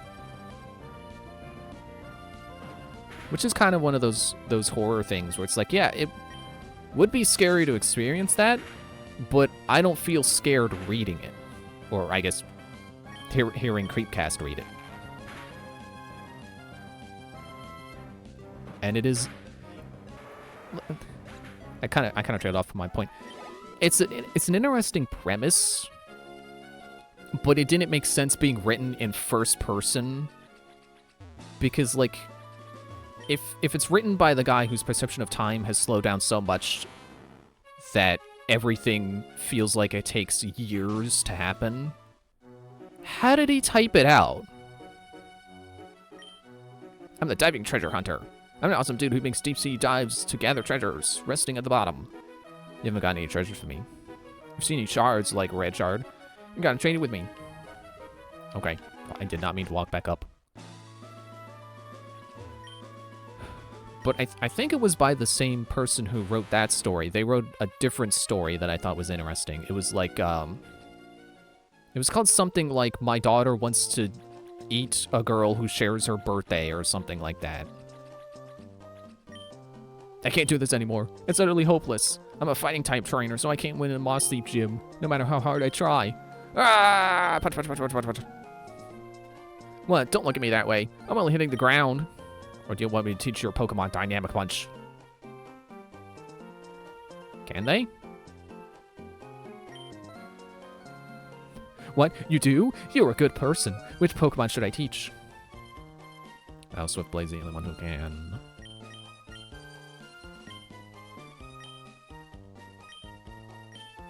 I mean, his fighting move is Double Kick.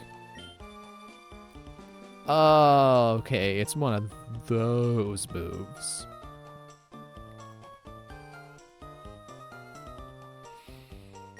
I don't like moves like those. Darn! You're even making fun of me? Punch, punch, punch, punch, punch. But yeah, as weird as that story's title is, which honestly, it kind of sounds like they came up with the title and then went from there, rather than writing the story and then coming up with the title later. But, you know, whatever. Like I said, I thought it was an interesting story.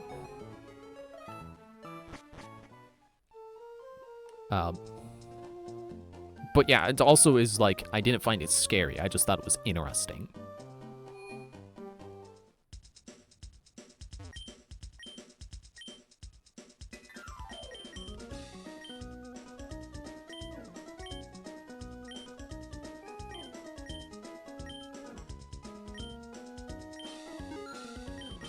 Which also, I don't mean to sound like I think I'm better than the people who wrote those stories. Like, I don't know how to make a scary story. I don't even know how to make a story, period. I can't even finish the stuff I make. Where's this place? Are you here to play games using wireless communication? The wireless adapter isn't connected. Oh, well, thanks for breaking my immersion. I do remember I gotta find Dive somewhere. Our life needs the sea life to live, even though it makes its home on the land. Life, having run its course, becomes soil and returns to the land. And the sea always connects to the land. Yes, very short line here. Haven't seen you again. Hey, feeling good? I'm doing great. I heard Moss Deep's gym leader is pretty strong, so I decided to come take a look-see for myself. But there's something wrong about this town. People are going on about a warning letter and the space station, or space center. I don't think it concerns me in any way, though. Is that foreshadowing for Diamond and Pearl? If you couldn't tell by the tone of my voice, I don't actually think that.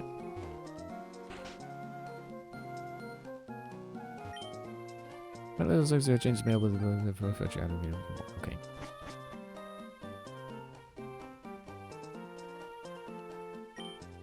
This rock has special meaning to the people at the Space Center. They put it here as their wish for their rockets. They put it here as their wish for their rockets to fly safely. When you make a wish, what do you use? Do you wish upon a star? I use a wish tag to make things happen. That's what I do. Wouldn't it be nice if the whole world was covered in plants and flowers like this island? But if plants were everywhere, then they wouldn't be exciting.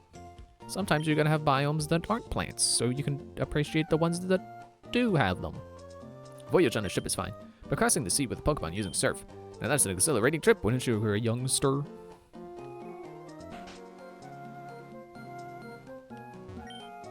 Hey there, trainer. Super Rod's really super. Hey, but this baby can catch people off the seafloor, but you don't want it. Huh? You don't like to fish?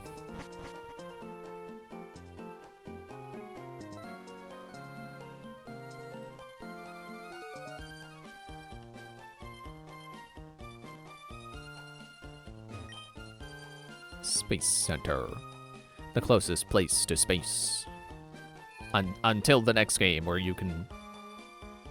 Well, I was going to say go into it, but I guess that's not what happens. I was taking a stroll down this beach when I found this. It's not anything I need, so you can have it. Thanks, I don't think I need it. The Hoenn region has been famous for its meteor showers for a long time. Wait, hang on. I don't need a stone, right?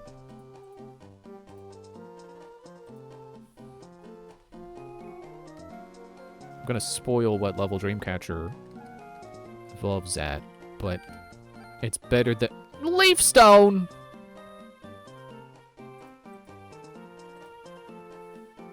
I need to go get a stone. I may already have a Leaf Stone, I don't remember. Anyway, here's Steven. May, have you read that proclamation already? Team Magma is coming after the rocket fuel on this island. Why? What do they think they need rocket fuel for to catch Groudon? They already summoned him. I don't know what they need it for. Neither do I! But they can't be allowed to take it. I'll keep an eye on things for a while longer. In the meantime, why don't you check out the town?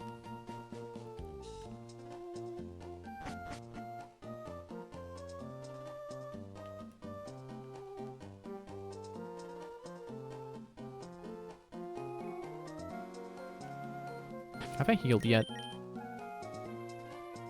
Okay. Well, I need to go in anyway because I gotta see if I got a Leaf Stone in storage.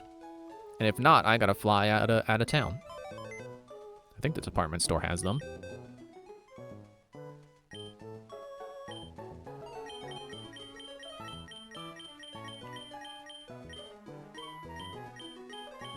I don't have one.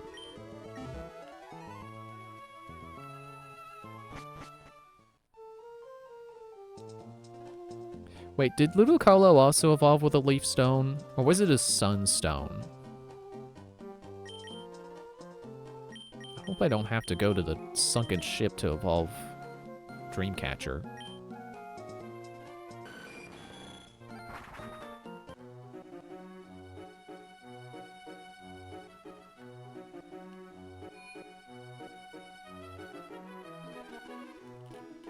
Oh, right. It's like, I don't know why the run button stops working sometimes. Because I'm indoors. I mean, it did stop working earlier before I got in here, but...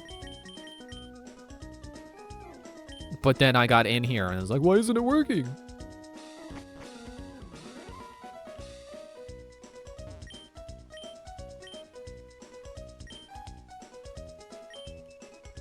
I can buy stones in here, right?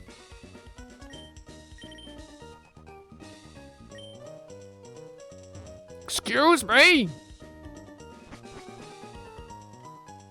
I cannot wait for NPCs to stop randomly running around. Oh, you're both TMs, aren't you? Uh-oh.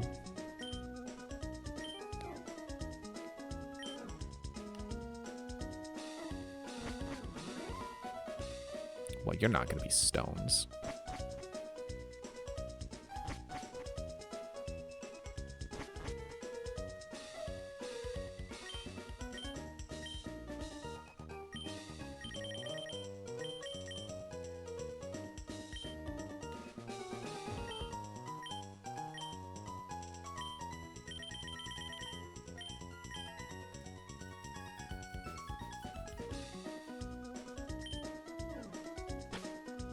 I gotta go to the sunken ship, don't I?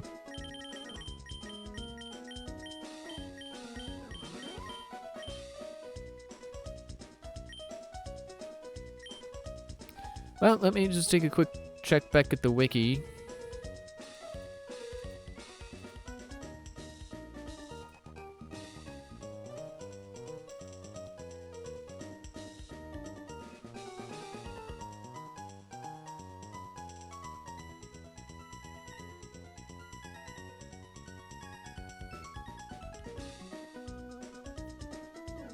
Okay, there's one on 119, which is not the sunken ship.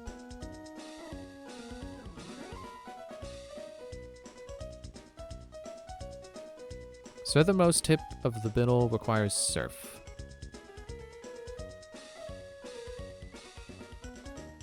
Okay.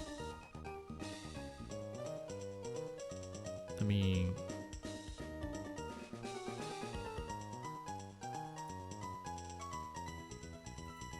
Alright. Off we go.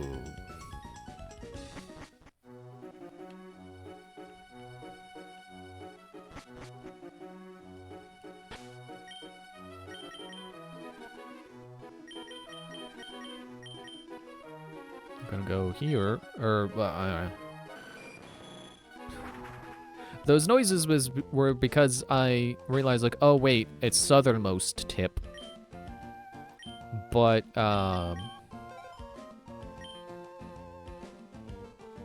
it would be a little bit of a walk to go from there to there. Yeah, it's fine.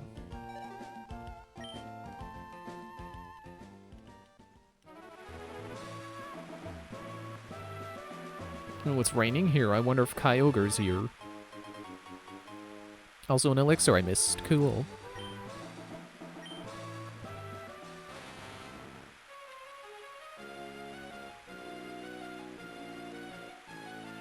I don't know if this is the middle river, but, well, there's an item over there.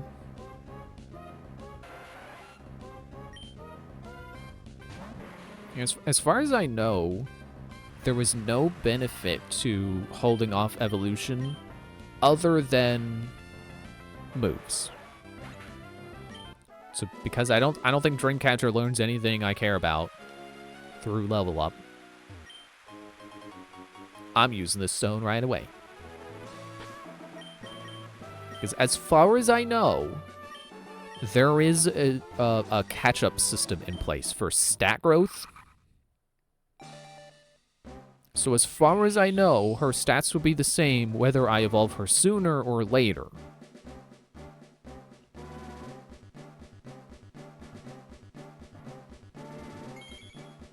So now Galen is my only Pokemon who hasn't evolved. And now I gotta double check whether or not he needs a stone.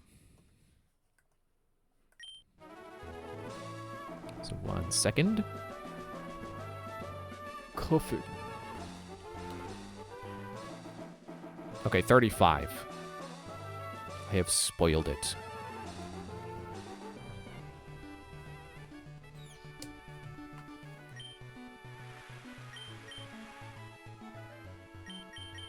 Well, at least I checked that now before, you know, going to Tate and Lies and being like, man, I really wish she had evolved before that battle.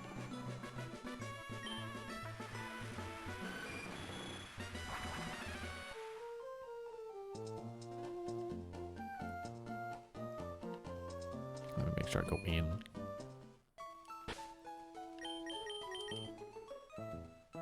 I guess Galen did use 1 PP against a Tentacool. But that 1 PP could be the difference between success and failure. No, I don't want to do it again. Man, if I was running a counter for how many times I've done that, I wonder what it would be at. Oh, also, Stormwing.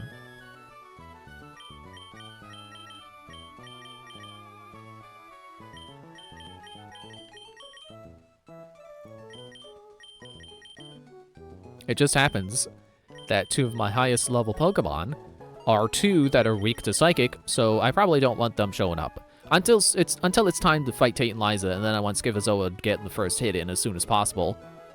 And hopefully knocking out the Solrock instantly. I'm sure that they will have more Pokemon this time, but if it's anything like the battle went in Sapphire, like, yeah, that Solrock is going to be the problem.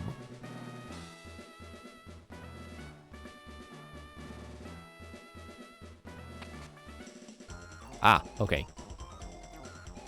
I don't like this mechanic as much as I like the conveyor belts before. Battle hinges on the strength of your spirit. This weak-spirited will never win. The world you have traveled, what you have experienced. Come at me with everything you've learned.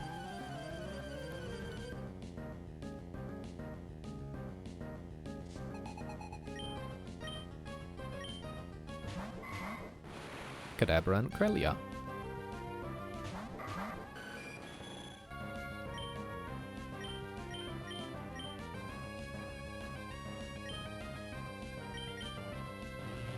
Future Sight. Oh, well. Gotta get this battle over soon.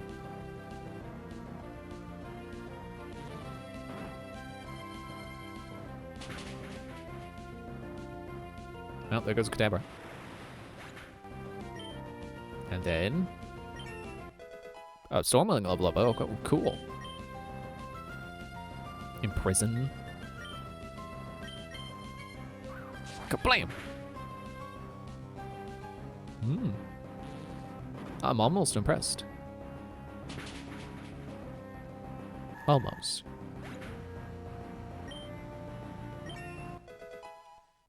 Dreamcatcher level up.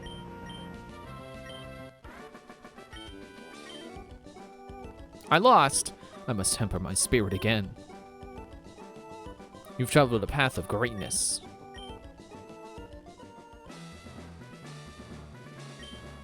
A bright future awaits those who have worked diligently. For those who lazed idly, there's only despair at the end. What goes around comes around.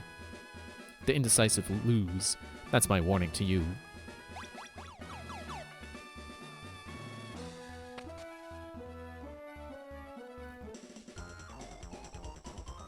Watch me levitate a Pokeball telekinetically. Sometimes I'm out of sync. I see it. I see your future. If you can beat me, I will tell you your future. Are you just going to tell me that I'm going to become champion? Because I already know that.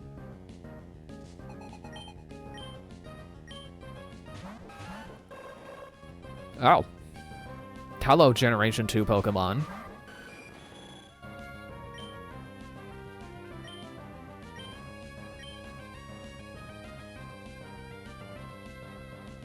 Yeah, Fly should work.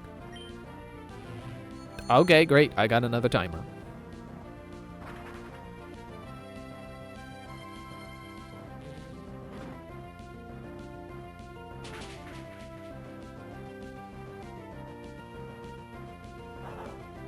Okay, good. Now, you figured out who that scent is coming from. Good job.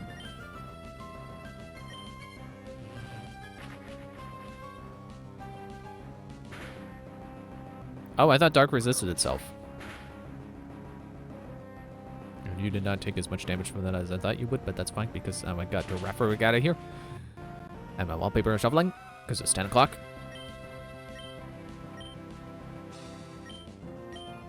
We gotta get you out of here before the future sight.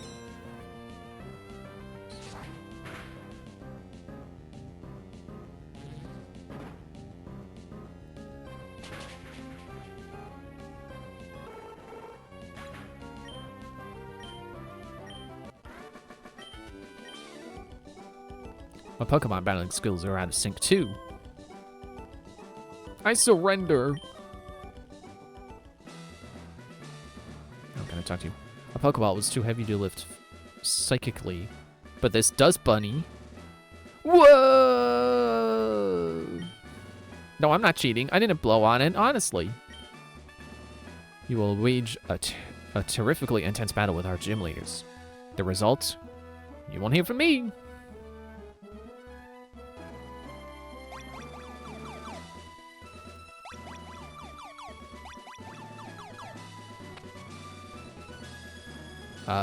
I don't know which way I should be going. Let me show you a perfectly awful, horrifying time. Uah! Have a taste of my psychic Pokemon hard battling power. Hard battling?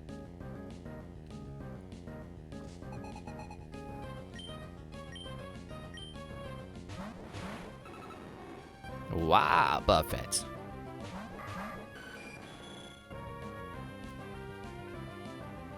What type is Wobbuffet? Is it just Psychic? Is it Psychic Dark? I don't even know. I'm gonna focus on Kadabra.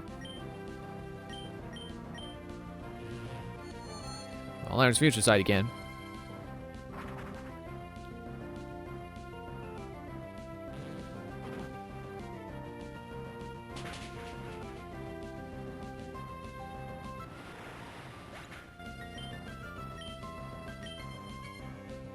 Mirror Coat. Don't know why it failed. Don't know what it does. That was not a lot of HP.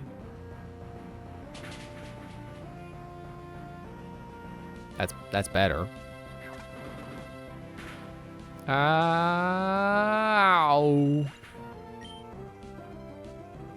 All right, Galen. You can have this Wobbuffet experience.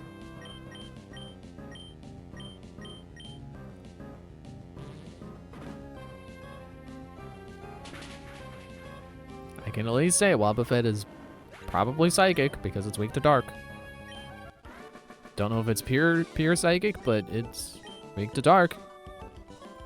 No! Oh, done in. All right, I think I'll develop a special invincible Pokemon power next. Your vitality is contagious. Get away from me quickly.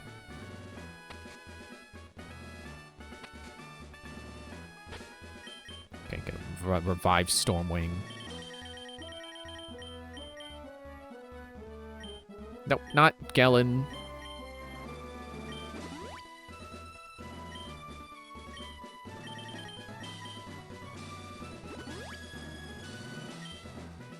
And Dreamcatcher can have one too. I never did look at her new stats.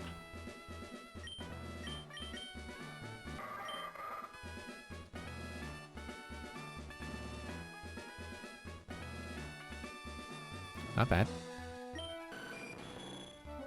Her attack's actually higher than Stormwing's.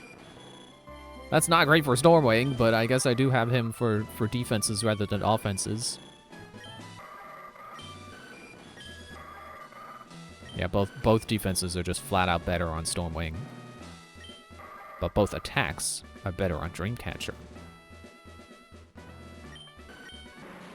Let's compare those 80s to other Pokemon. Well, she's on par with Marimari's special attack. Better special attack than Skipazoa. And not as good as Blaziken.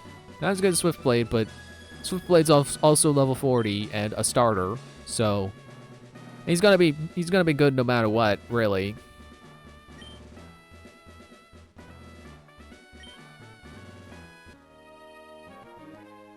I may be past my prime, but I suggest you not patronize me. You're not getting through to the end. Not if I can help it.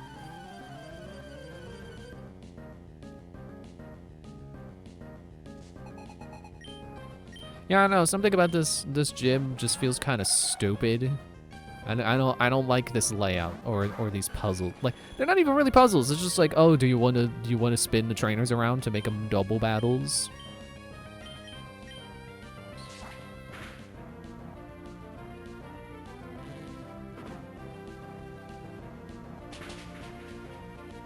Get out of here, Dry Break. You were one of my best Pokemon in Gold, which is why I don't want you lasting in these battles. There it is! Future Sight! I was waiting for it. Can't have a battle without Future Sight.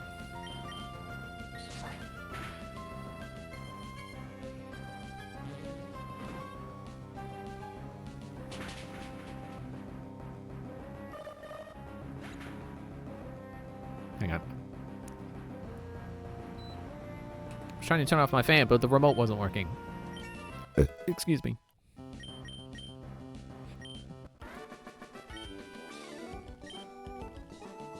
Ah, you overflow with the power of youth.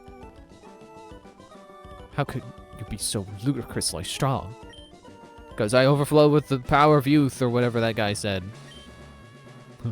You may be strong, but you're not suitable for the psychic type.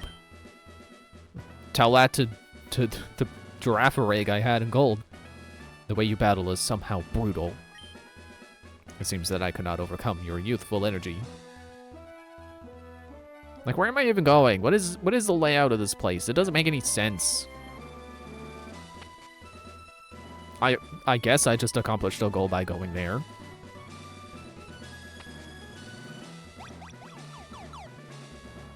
And now I'm back at the entrance, okay. So I can backtrack this way.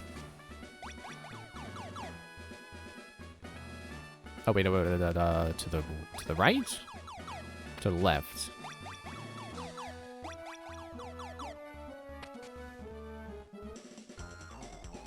Let me see your talent. Ho ho ho! You need me to show you how tenacious the psychic type Pokemon can be. I mean, I had a Girafarig in Gold. I think I know how tenacious they can be. Yeah, this also feels like if you did fight any of these trainers solo, like, it would be very unexciting. Because they just have one Pokemon because they're set up to be double battles. Wait, what? Why did you target Stormwing? I was trying to target the Spoink.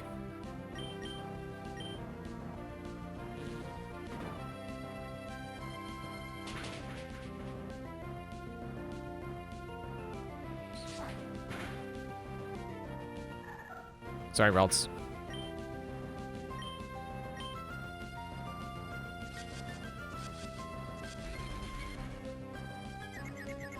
That's fine. I don't think Dreamcatcher is going to get another turn anyway, but Stormwing is going to outspeed her.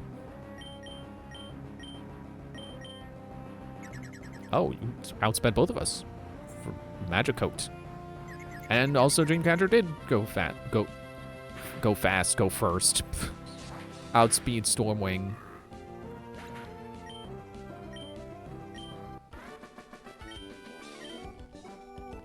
You possess spectacular talent. Oh, my. Your battle style is fantastic. If there are prodigies in the world, then our gym leaders are them. However, you may be even more talented than them. I don't let defeat rattle me, however badly. Alright, buddy, whatever you say.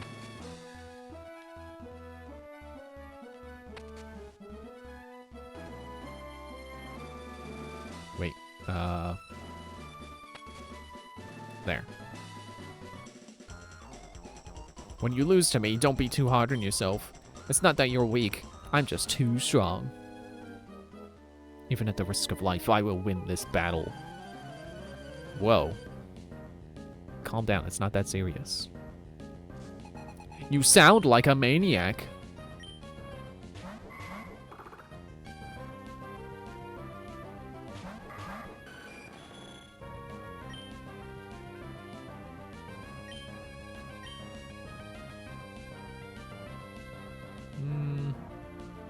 Now what I should do is hit Krelia with that. Hit you with this, because you're part fighting.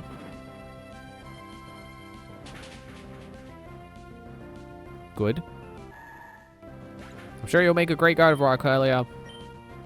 Just not one that I'll be seeing.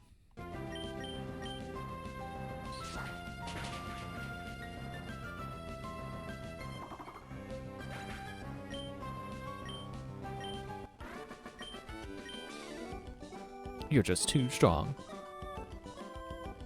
What you do, it horrifies me.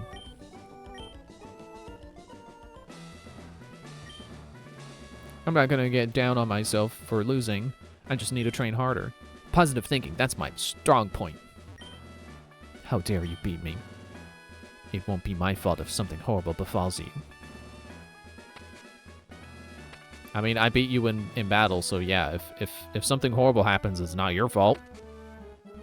You couldn't do squat to me. Oh, and then I hit this button. Like, how do I get through? Okay, I don't think this gym is completely terrible. It's just like, not very exciting. It's just a little claustrophobic, that's all. Hopefully that green button will have stayed the way it is.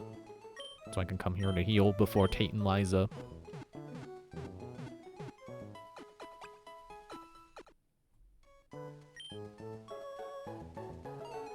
So I don't really have a backup plan for if Scyphozoa can't take out the Solrock. Psychic really is my, I mean, not a big hole in my defenses. It's the fact that it's Psychic Fire. That's the problem. That's the problem. That's why I'm so scared of it. That's why I keep talking about the Solrock. It's a fire rock that also has Psychic. Like, Fire Rock, okay, just Scyphozoa. But also has Psychic, so Scyphozoa has to watch out. Alright, I gotta hit this button.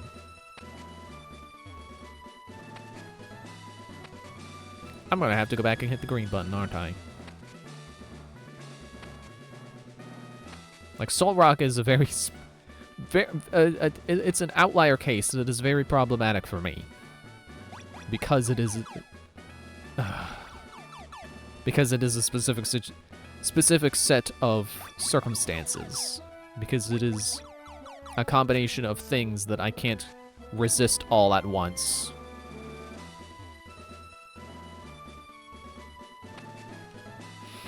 Dreamcatcher should actually be completely immune to Psychic. Which is easy enough to be like, oh man, Psychic Gym's gonna be a piece of cake.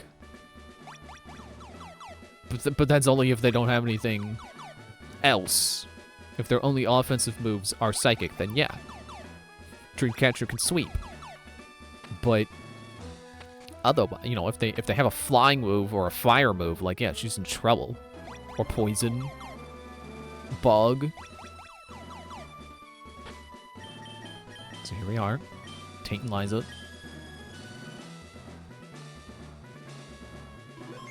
Are they a couple or are they siblings? I don't remember. I assume siblings, but they got that heart above them. Are they a couple? I don't care. We only see them here and then they're gone. It doesn't matter. Were you surprised? Were you surprised that the two gym leaders were twins? We're twins. Now quit pestering me, you lazy scoundrels. We don't need to talk because we can each determine what the other is thinking, all in our minds. Yeah, it's not that hard to go back and forth between sentences with someone like that. You know, the human mind likes to autocomplete, so if you just say that, we like to finish each other's, you know, it's easy for the other person to pick up sentences. This combination of ours, can you beat it? Well, that's what we're here to find out.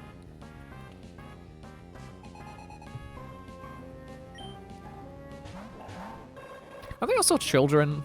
I thought they were older than that. Also cool, not starting with the soul rock that I was afraid of. Alright, well, Claydol. I don't know why I feel like its name is not Claydol.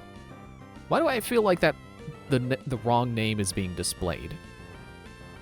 I don't know what Pokemon I think it is.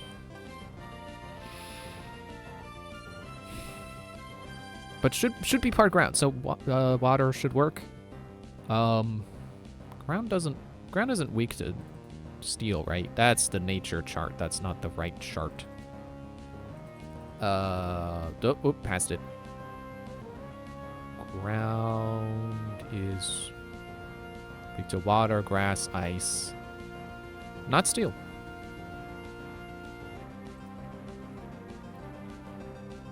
Alright, I'll just hit Xatu then.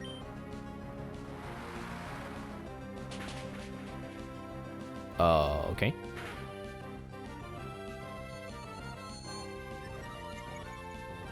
I should probably get Schifozoa out of there until the... okay.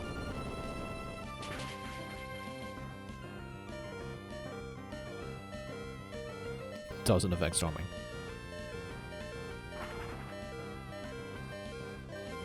Should probably get Schifozoa out of here until the battle I want him to show up in happens. So I guess for now it's Dreamcatcher. Even though we should probably get rid of the Xatu first, because flying moves. Doesn't affect Dreamcatcher. Earthquake. Resisted. That is...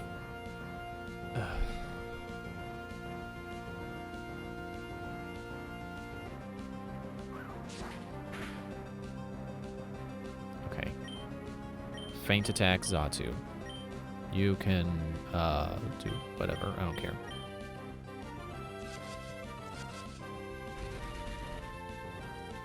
Okay, well, I do care if you hit yourself, so please don't. Don't hit yourself.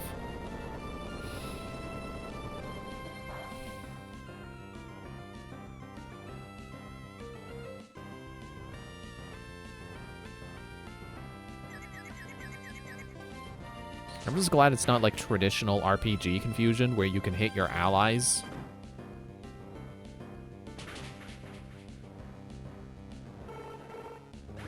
Alright, one Pokemon down. Why does it feel like it's been an eternity? So there it is. There's the jerk now.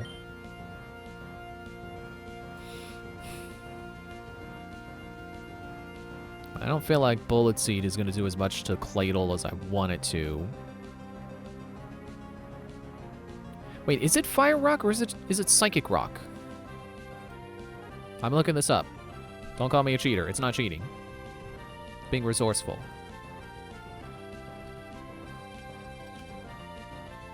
Also, I should know this because I had the Lunatone.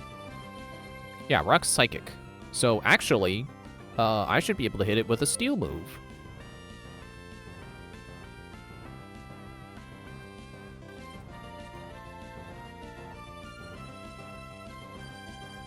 So I get distracted by the image that shows up when I make a new tab in Chrome. It's like, oh, it's a picture of Italy.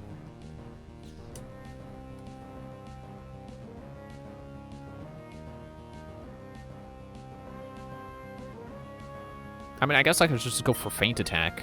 There's no reason not to. And then Steel Wing. I probably should have healed Dreamcatcher. That's the reason not to.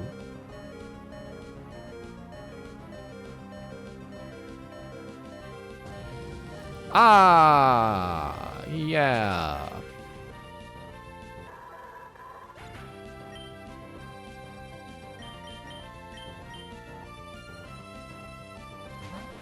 Well, at least this is after Claydol has already done Earthquake.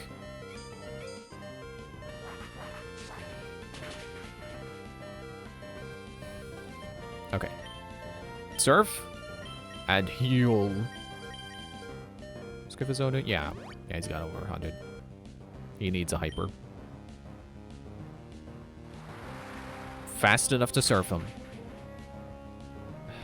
Unfortunately, Claydol's still here. You know, honestly, for as much as I kept being like, oh, I'm afraid of the Soul Rock, I wish the critical hit happened to Claydol. Claydol's Earthquake is getting quite annoying. There's Lunatone. There's the Earthquake. But I got rid of the guy who's got fire, so... You know, I'd like to think this is a bit more under control now. I'm sorry if you faint, Scyphozoa, but... I'm trusting you with Surf.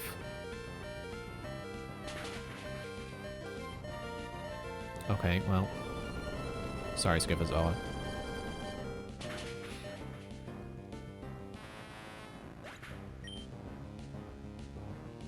Doesn't affect Stormwing.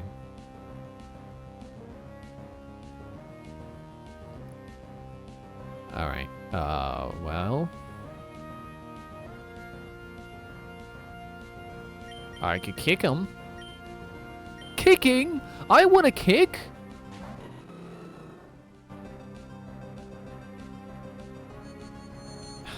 Of course you have to do that the moment I come out.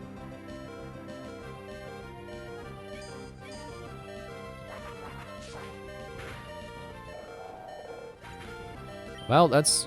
Now we don't have to worry about Earthquake anymore.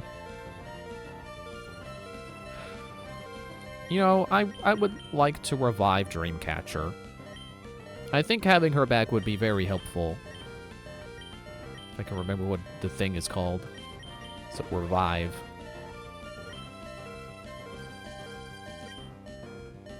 And then... you know, stealing. That'll work.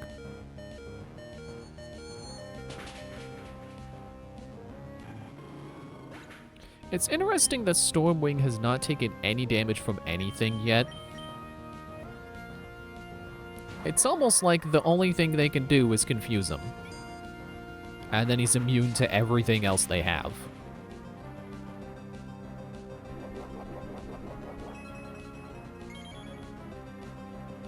I don't know why Lunatone was the one with the berry. Not that Lunatone is bad. Again, still amazed at Moondrop's sweeping lance, or whatever, the Drake, the dragon guy in the Elite Four. That was still amazing.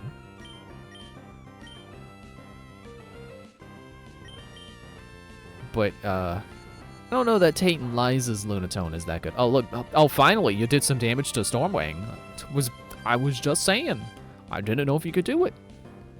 And Stormwing missed. It's okay. You tried your best, Stormwing.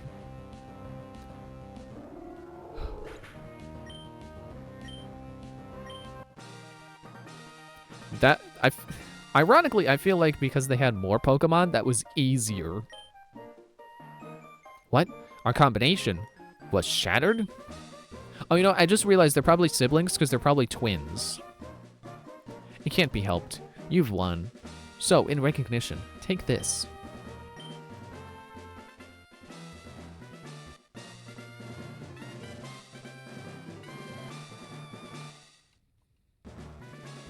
The Mind Badge enhances the speed and defense, special attack and special defense. I completely read that wrong. It also lets you use the HM move dive outside of battle. You should also take this too. It's not dive. Contains Calm Mind. Raises special attack and special defense. It's a move that's perfect for a psychic Pokemon.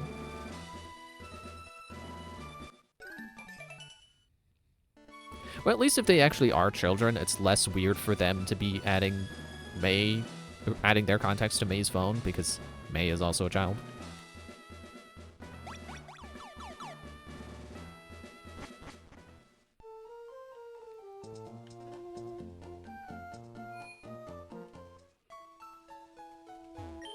Well, that, you know, didn't go perfectly, but it certainly went... I feel like it went better than in Sapphire. I had the wrong weakness to worry about, because apparently Earthquake ended up being the problem. I don't know why I'm summarizing it, you just watched. Unless you really did just show up just now, in which case, hi. But you were probably watching, I don't need to summarize it. I also don't need to hang on to this Carbos. This PP Max. These nuggets. Sorry, there's 2 of them. But put them both away, and the Sunstone.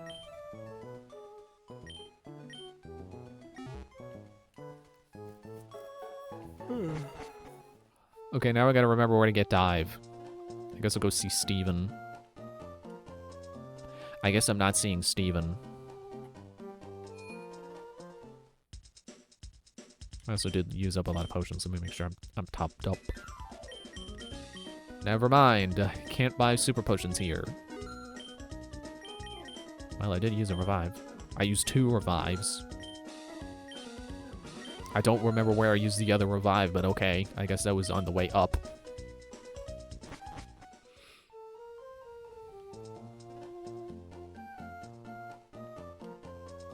I can't move. Wow, I really did just time my joke with turning around, like perfectly. I didn't, like, I swear I was, like, right here. Although, actually, I felt like I was here, but apparently I must have been here, because stepping here activates the cutscene. Wherever they went, don't know, but I have to assume inside the Space Center. You know you guys are 1 game too early for attacking a Space Center? As promised, we've come for the rocket fuel. You're also 1 game too late to be obsessed with rockets, so... You guys are just not on time for anything.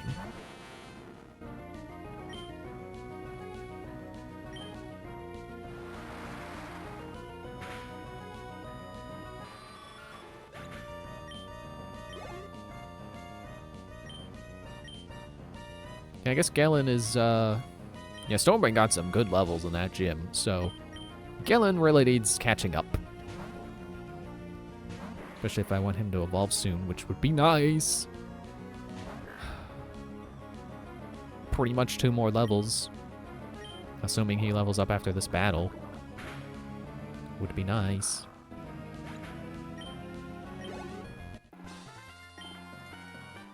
Ran out of fuel. I thought you had more Pokemon than that. Okay, fine. Oh, wait, I gotta talk to you again.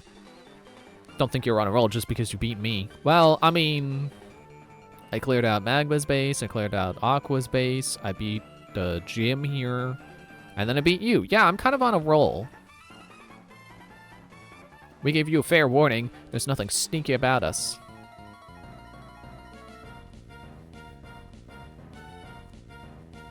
Hey, what was... I swear I've heard of a villain before who announces their crimes before they do them.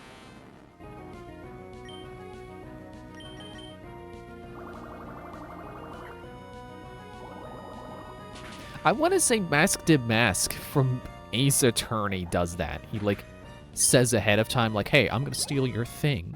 And then, you know, they get security and stuff, and then he steals the thing anyway. Grr. We should have used sneaky treachery. Okay, I get it already. The next time will come unannounced. The rocket fuel the Space Center has in storage. That's what we're after. We mean to take every last bit of it.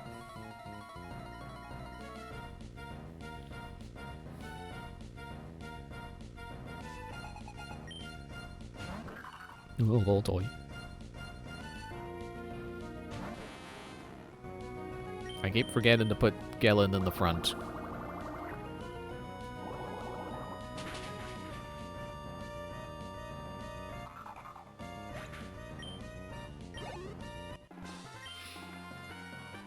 Please, can you spare some fuel? Even a Chinsey cup will do? What?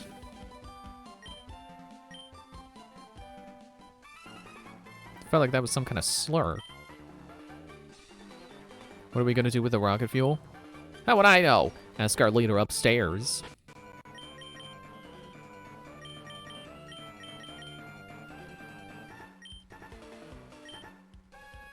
Actually, now that I've switched those two around, now it goes from lowest to highest.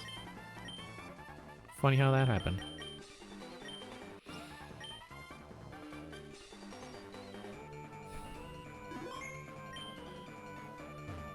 Out of the way, buddy. Our leader said no one, but no one gets past me.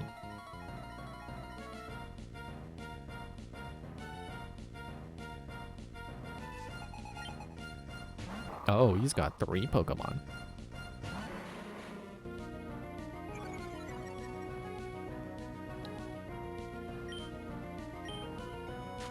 Not the sand.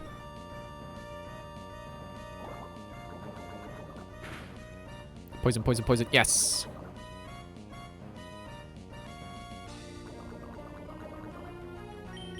Now if I miss, which I did. Aw, man. Well, you're still gonna get hurt by the poison. Not even gonna waste a surf on you. I have no clue what the dog is barking about in the background, if you can hear that. Huskies are such buttheads. There we go, level 33. Trying to learn Haze. Creates a black haze that eliminates all stat changes.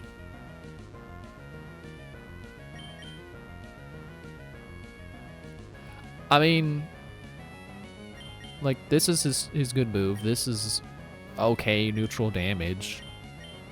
Smokescreen is fun sometimes. Yeah, I don't need poison gas.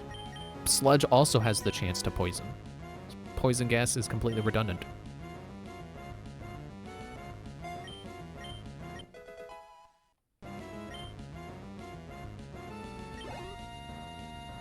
But use normal. I kind of don't want to switch, but I'm sure Galen can handle it. He can't be hit by ground moves, so he's got that going for him.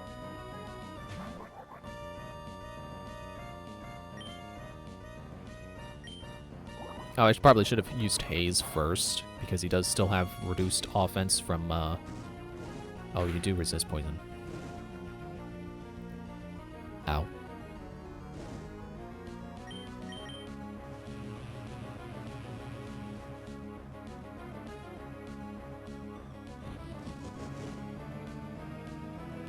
Wow, it's too bad I was faster than you.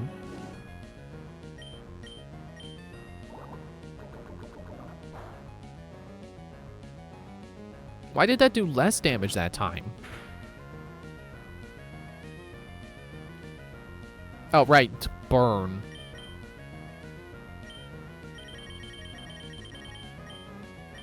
I'll do super potion first.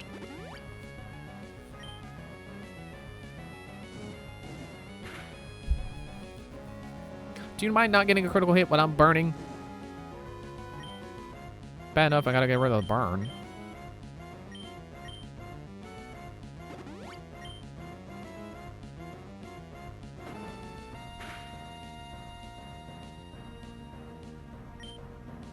At this rate, he might knock himself out with recoil.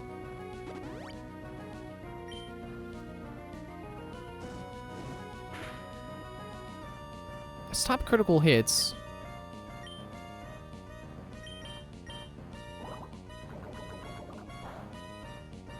That's better.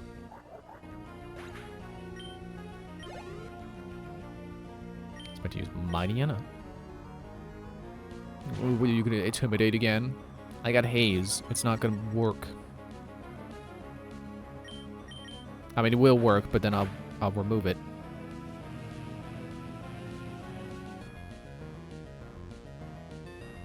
I kind of need another potion. I would say he's really guzzling them down, but I still don't think that you drink... Like, Pokemon don't actually drink the potions. You spray them.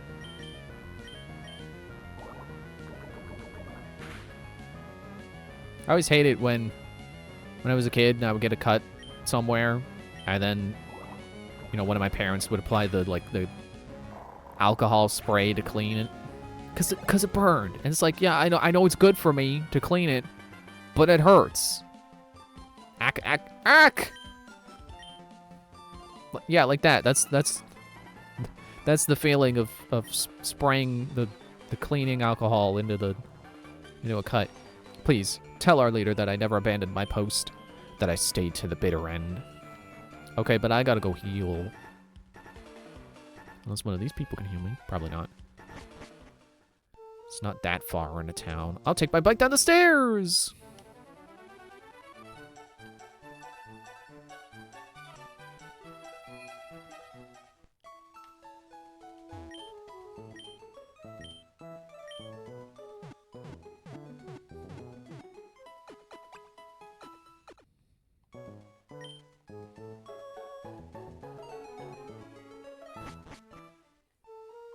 And back we go. I'll take my bike up the stairs. That's not really... Can't really do that with a bike. I mean, maybe if you're talented. Ah, ambush! What's wrong with you? You're outnumbered 3-1, but you still want to take us on? A rankless go-getter, are you? Okay, I'll go first. Well, it's not much of an ambush if you go one at a time. What is this, like a bad action movie?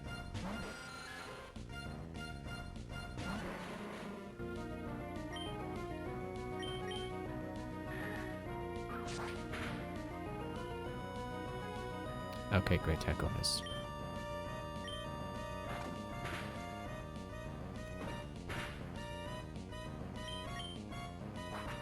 I also can't help but think of like those like fake. I mean, I guess they're technically real, but they're teaching fake techniques for like bad self-defense instructors. Where like, okay, all you have to do is this and then this, but they're doing it against someone who is like, not actually trying to hit them, so it's obviously easy.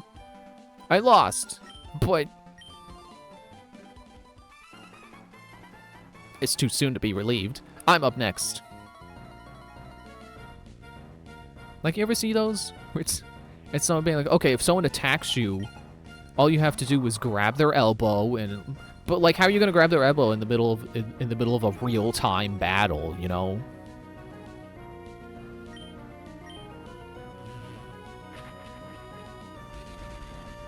Or like, there are techniques that they show and like they work as they're demonstrating them, but that's because the person that they're up against is not resisting for the purposes of demonstration. But, if you actually use those moves against someone who was resisting, like they wouldn't work. Oh, good job. Critical hit. And I just can't help but think of like that same kind of person, but being like, here's how you fight off 3 guys at once. So first you hit this guy, and then I lost 2, but I bet you want to take a break, but I'm not about to let you do that. Like, and obviously choreographed like, oh, you fight this guy and then hit this guy. But, like, the other 2 dudes are just standing there, so it's, like, obviously a very poor demonstration of what that would be like in real life. In a real combat scenario. See, here's the thing that those kinds of self-defense teachers don't teach you. You know the best way to... You know the best self-defense technique for 3 guys at once? Run. That's what I hear people who actually know what they're talking about say. Like, yeah, the best way to win a street fight is to just not get in a street fight.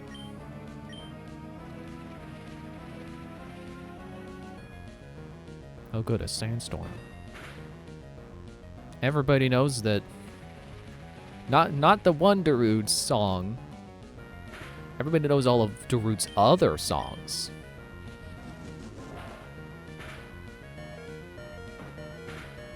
Please don't be taken out by the sandstorm.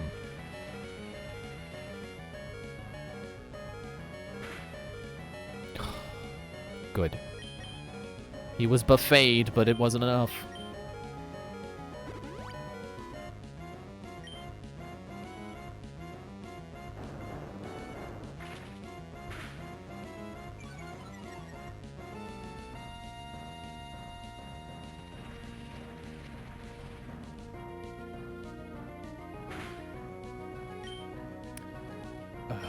I keep doing that.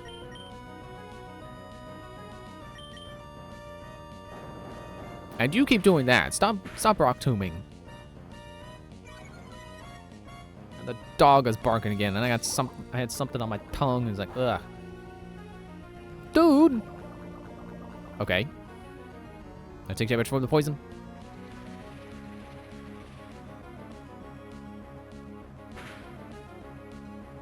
Hurt by the poison. Good.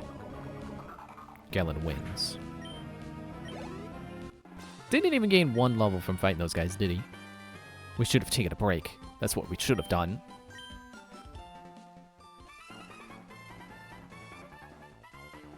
Oh, I thought there was going to be like a cutscene or something.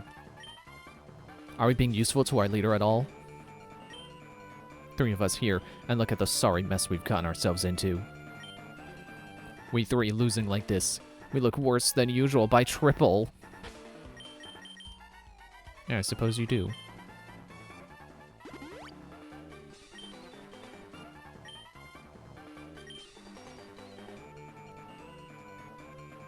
I don't really like Team Magma's theme. It just sounds like a sped up version of Team Rocket's theme.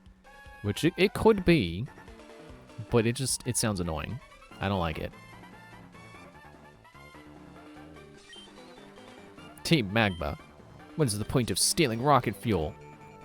Since you're so curious, you deserve an explanation. We're going to jettison the entire load into Mount Chimney. With Groudon gone, we have no need for that slag heap of a mountain. Pretty sure what they just... One of those words, it's a pretty kind of bad word in British slang, but I'm American, so what would I know? So we'll use the fuel's power to make the volcano erupt. It will be savage. Alright, that's probably Maxie he's talking to, isn't it? May, you're going to help me? Let's get into the battle together. Are you ready?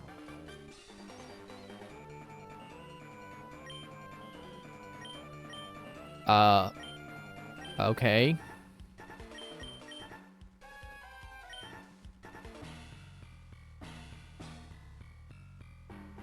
I guess because it's a double battle involving because I'm double battling with a partner is why I had to pick 3. It's a little strange.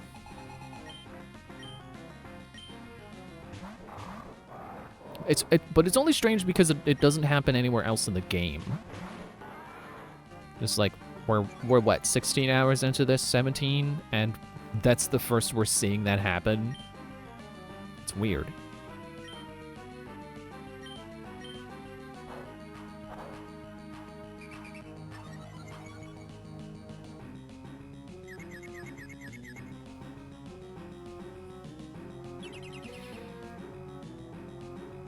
Oh, thanks.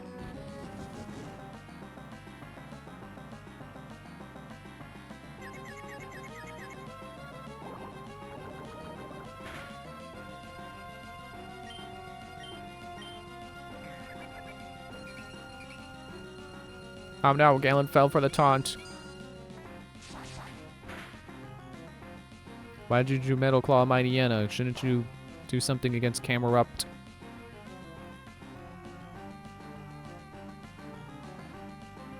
Oh, good. Snapped out of confusion. So now I just have the offense up. Or the attack up. Alright, I'll just do something silly to Camerupt. Oh. Okay, well, I guess I'll just sludge Camerupt.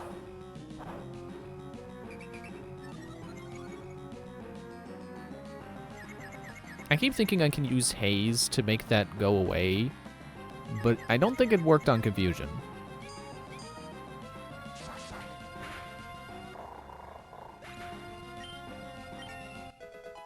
Yay, level 34.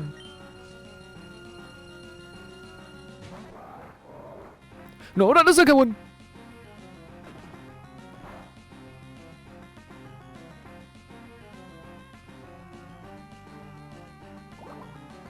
Now, it's interesting to note that because Team Magma is fire, they definitely have an advantage here against Steven, which Team Aqua wouldn't have. Although, I guess this fight is only happening here in this game.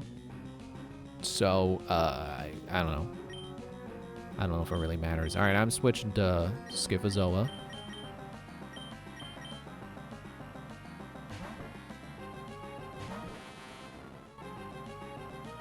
Double the camera up, double the efficiency with Surf.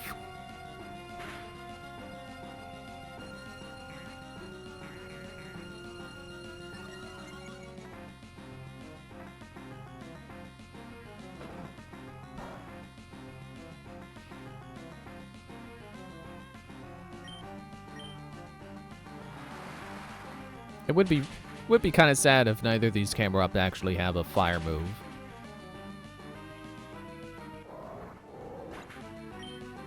Like, how are you going to be a living volcano and then not even have a fire move?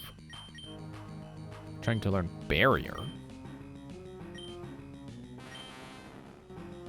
Sharply raises defense. Sure. I don't really need supersonic. It was working out well in the cave with the freaking the turtles, the torkles. But yeah, barrier is probably the better move.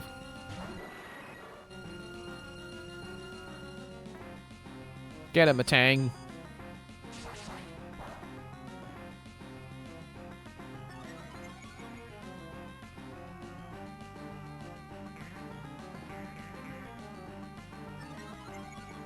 Yeah, you can amnesia all you want. It's not gonna save you.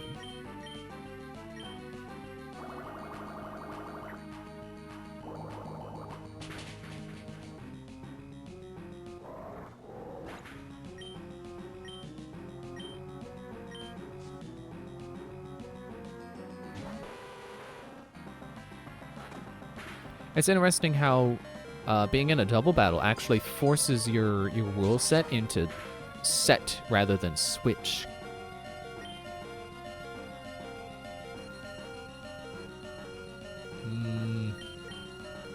I mean, I guess I'll just search. Well, you know, let's throw up a barrier.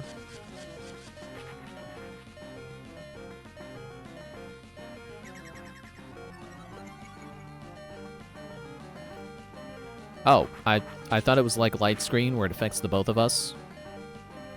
I didn't realize it just sharply raises the defenses of the user and that's it.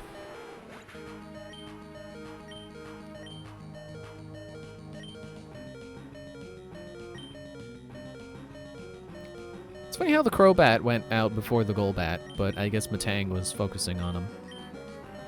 I'm gonna bring on Stormwing.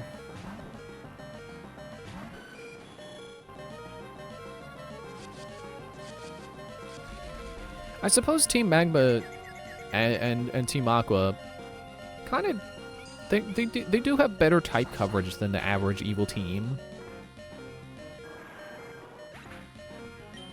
I mean, I guess it depends. But you know, they got these guys. You know, they got Fire Ground, they got Dark, they got Poison Flying. It's not the best type coverage, but it's something.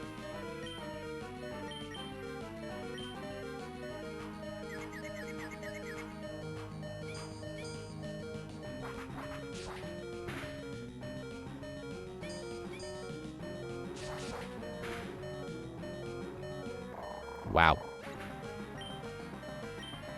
Don't forget, Steven's the guy I gotta fight at the end of the game. His Matang doing that is not great news for me later. All I just wanted to expand the landmass. I'm with our leader. We failed to make the volcano erupt. We failed to control Groudon after we had awoken it. Is our goal to expand the land misguided? Yeah, you know they make these special boats that you load up with sand and they just shoot the sand into the ocean to make a new island?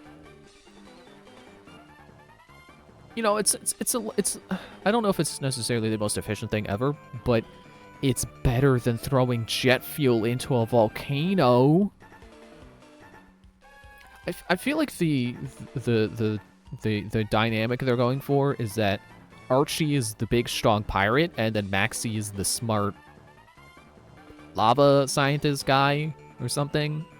Probably not lava scientist, but it strikes me as one's supposed to be the strong one, one's supposed to be the smart one, because because of their designs. Archie is this big guy, and then Maxie is kind of more a slender guy with, he's a nerd with glasses. You would think he would be smarter than trying to make a volcano erupt by just throwing jet fuel in there. That's the dumbest plan, like, ever. Is that the dumbest thing any evil team in Pokemon has ever done or tried to do? Like, you can say what you want about Team Rocket. At least their plans actually worked for a little bit. If we, Team Magma, are wrong, then might Team Aqua's goal to expand the sea also be equally misguided? Yes.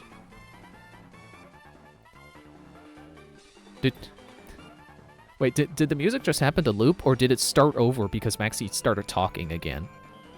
Alright. We'll give up on the jet fuel. There appears to be more important matters that I must examine. My life choices, for one. That was too tense. May, thank you. I have something to give you as thanks for your support. Please come see me at home after this. Oh yes, I don't live on Rustboro City. I live right here on this island.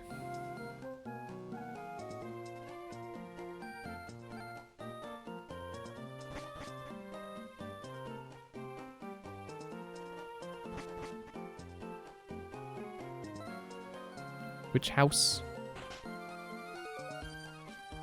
Not that one.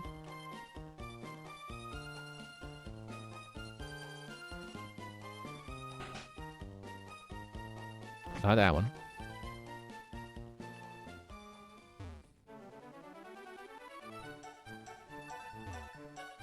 Could it be this one with the fancy roof? Nope, it's right. That's right. That's the game place.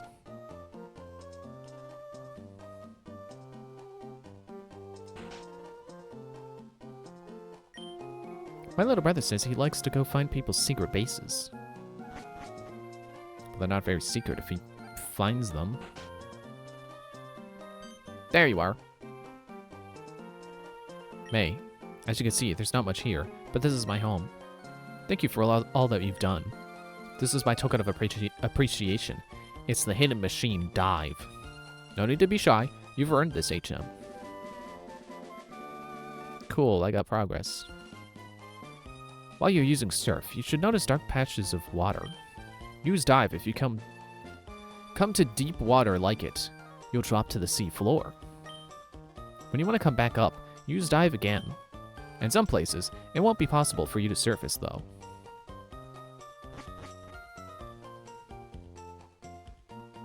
Boy, am I glad that I did not need to go to the sunken ship for my Leaf Stone. Needing to wait till now to be able to evolve Dreamcatcher, I don't think that would have been great. I don't know if we would have gotten through the gym as easily.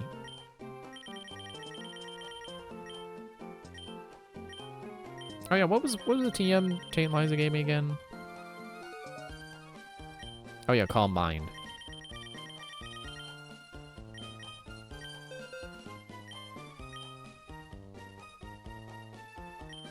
Wow, what a surprise. Schiphazole is the only one who can learn Dive.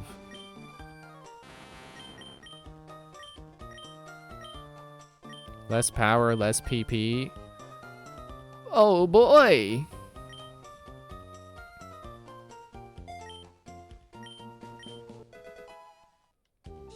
I mean, at least we're done with the Magma Cave. Not caves in general, but we're done with the Magma Cave, so we shouldn't have a need for going a long stretch of time using only water moves.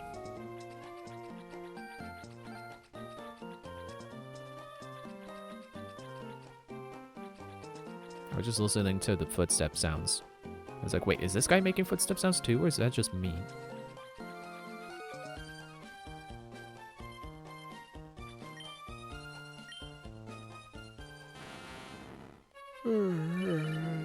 Dude. Hey, mate, I was in Pacific Log just now. I saw this huge green Pokemon fly across the sky. I've never seen anything that amazing before.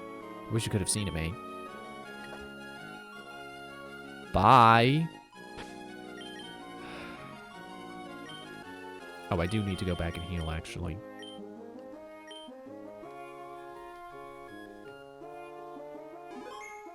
So is that a hint where to go next, or can I go to the next gym?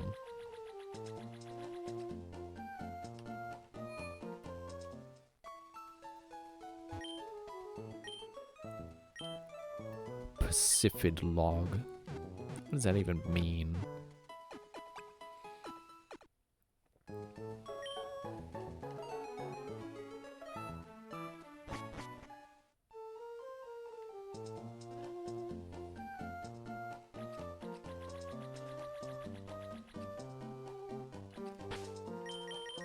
Okay, I'm gonna put Marumari in the... that's my bag. Marumari in the front. Just to... well... what was I fighting with Galen on the way up here, or over here? You can do neutral damage.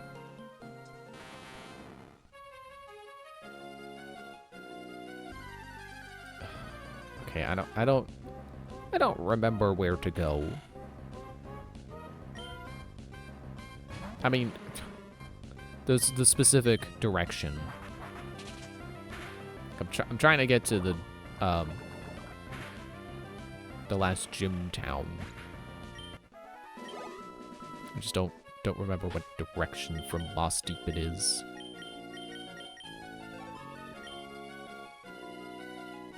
Down. Okay. Excuse me.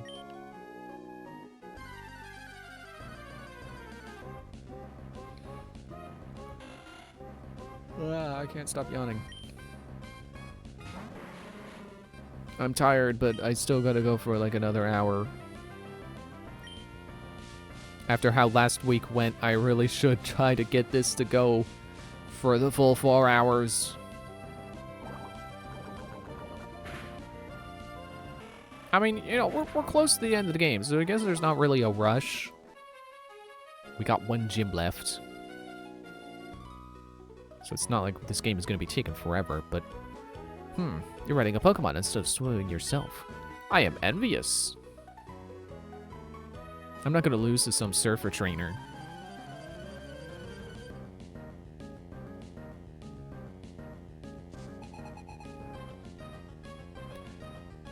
Is that supposed to be an open Pokeball next to her? Or are those her shoes?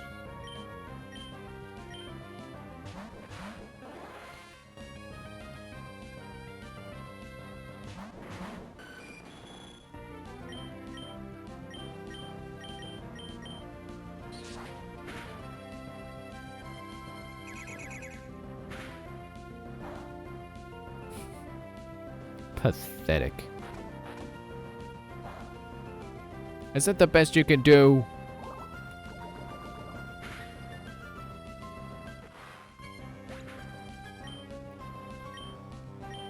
Boy, am I glad, Star, you didn't hit me with a psychic move.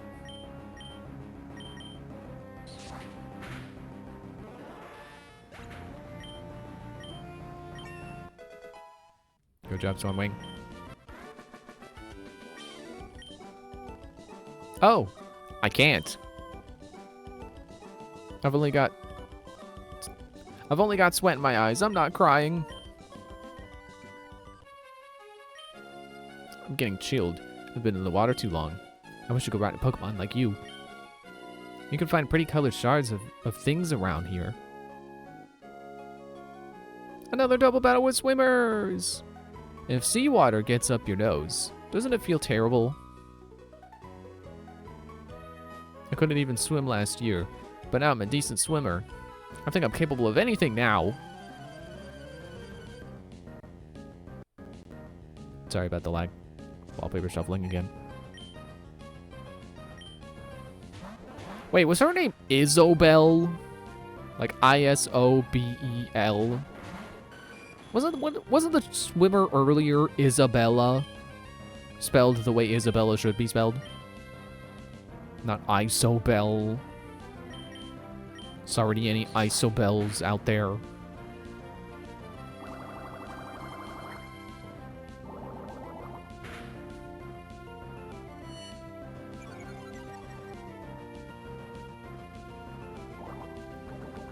Was I saying something earlier, or was I just thinking it?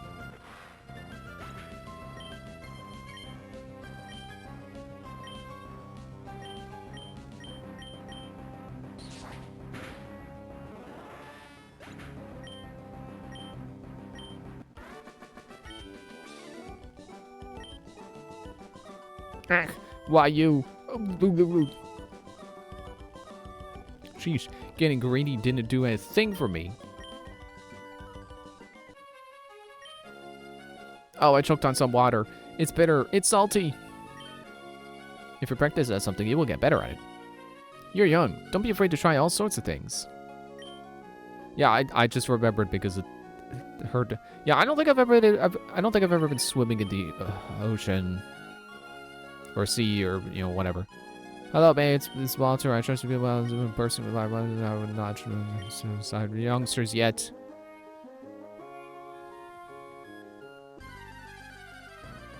So yeah, I would not know what it's like having seawater up your nose.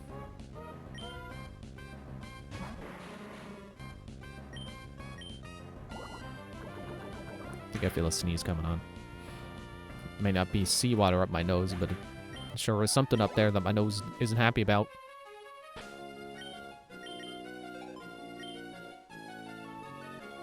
Okay, I gotta go south from here.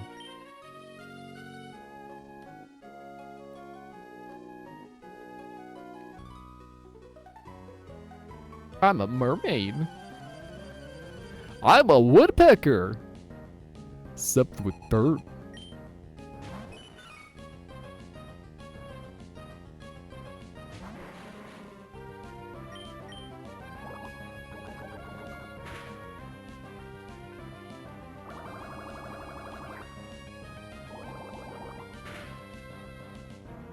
Ow.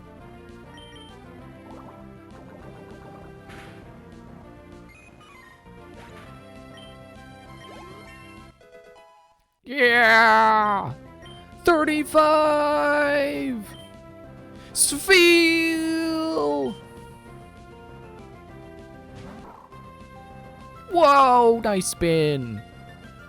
We're both balls.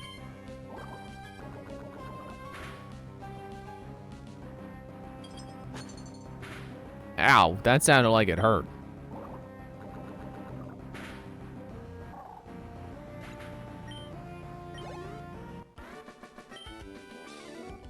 My fantasy burst as if it were a bubble. Blub, blub, blub. Gatlin is evolving.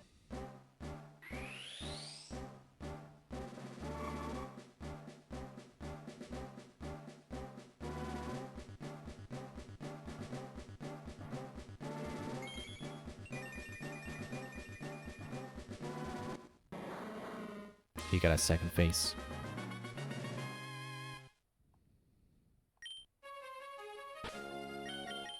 And now, we have a fully evolved team.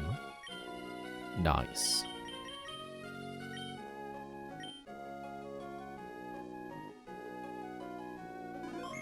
And hopefully it'll stick this time. And Galen won't have to go through what Skivazoa went through.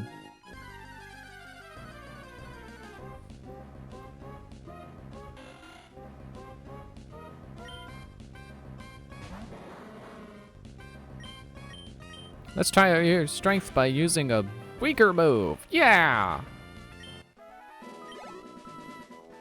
Actually, what are your stats?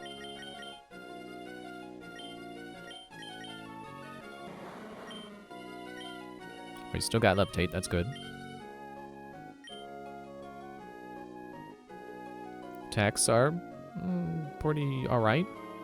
Defense, pretty good, I would say. Special defense,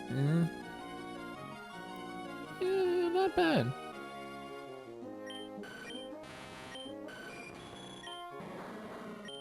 Like, more rounded than Skarmory.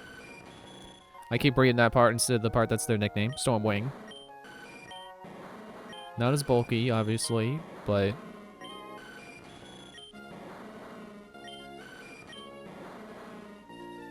close enough.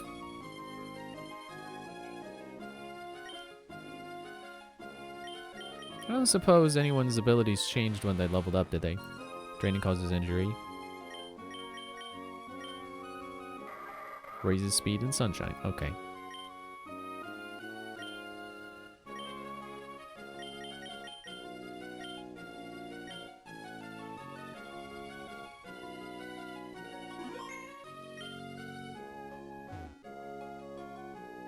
I'll just wait here for that guy to come back.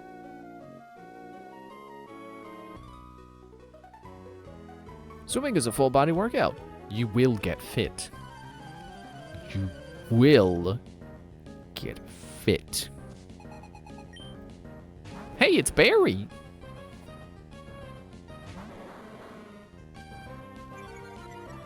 Seriously? You gotta intimidate?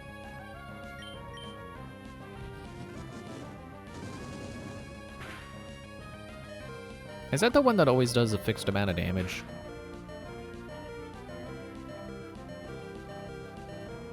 That was a good hit.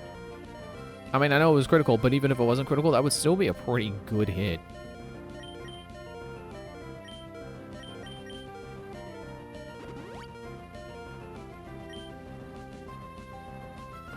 Thrash, okay.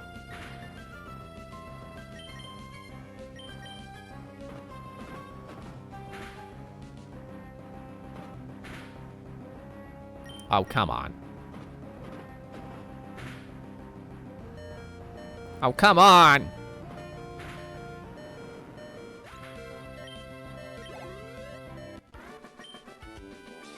I admit it, you win. Thanks to my daily swimming routine. Look, feast your eyes on this physique.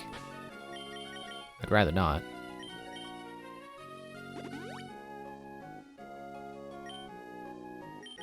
I should heal Stormwing too. Or maybe I shouldn't, because I think we're almost in town. Too late. Would you like to die?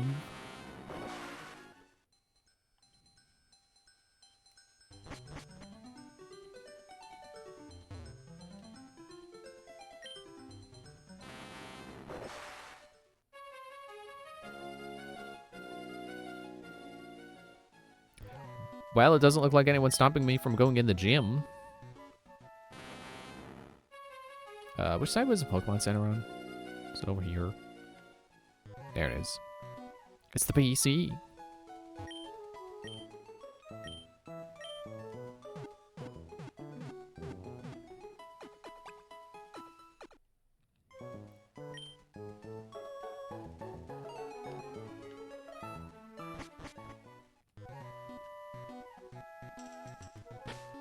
Well, why don't I go get, restored on potions. And then we'll see if we can actually go in the gym. Or if we have to go all the way down to Pacific Log.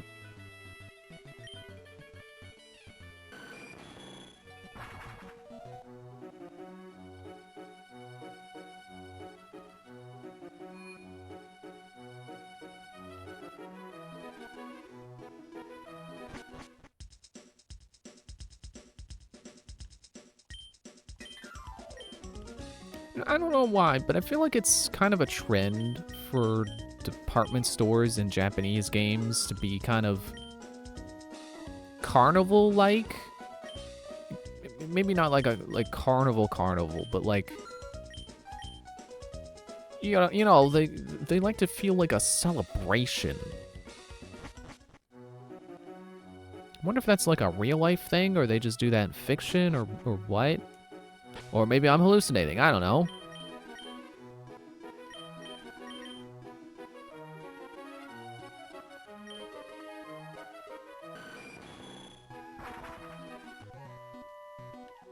Certainly can't name any other games I know of that make department stores feel like carnivals.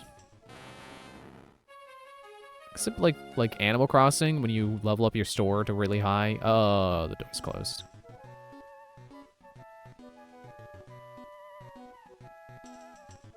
I gotta go to Pacific Log, don't I?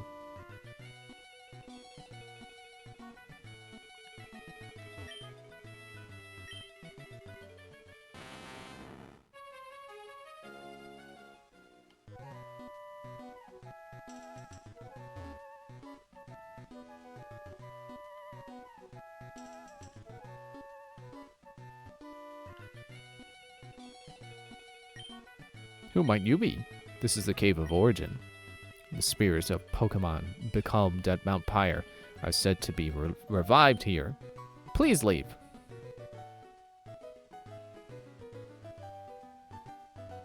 It's funny how it can't just be like a gate. You know, like a locked door that says keep out. It's got to be an old man who's got exposition, and then he's like, "Oh, well, please leave." Just some random guy who just likes to stand there the whole time, and he's not moving aside until the story flag flips. Because it can't just be a door with a key you get later. It's got to be an NPC.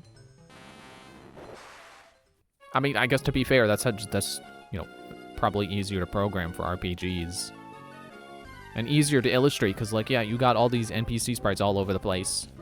Of course, it's easy to understand that, like, oh, hey, yeah, there's this guy sitting in front of the cave. As opposed to if they made a door. Like, is that door going to look like a door? Who knows?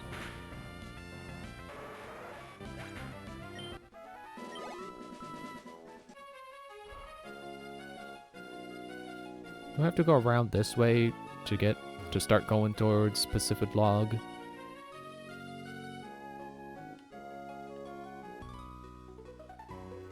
Do you have a rival whom you just hate to lose against? Yeah, all of them.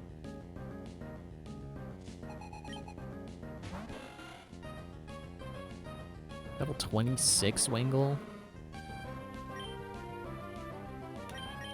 I don't need to use Sludge. Maybe I needed to use Sludge. Hang on, I've got to move the mic. There, that should be better. I don't know. No, maybe I do need it a little higher. So now I feel like I'm leaning down to talk into it. That's not right.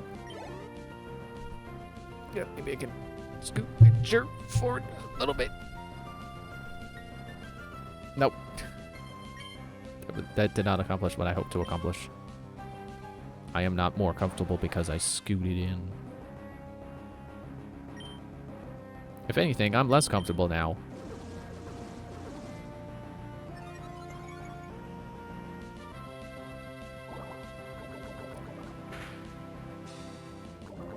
Haha! You can minimize all you want. The poison will get you eventually. It always does. Ow.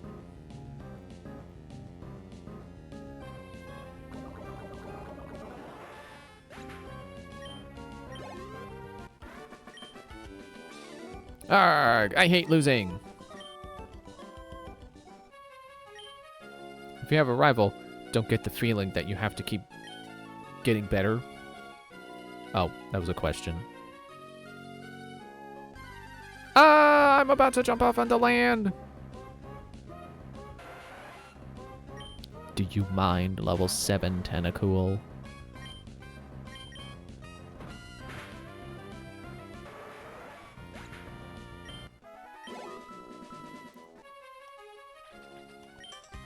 We've been working so hard to mount a Pokemon League challenge. We can't afford to lose now.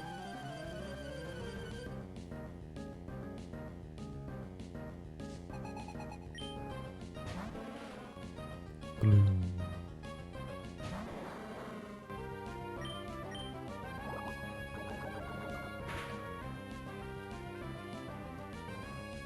Ah. Ha!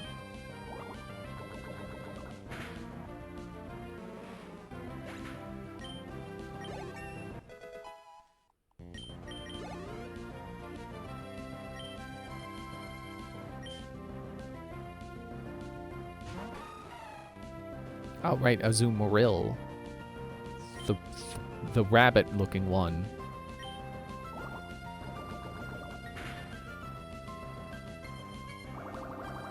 I think if this were later games, you probably would have been weak to that. Because I'm pretty sure they make it part fairy. Fairy's weak to poison.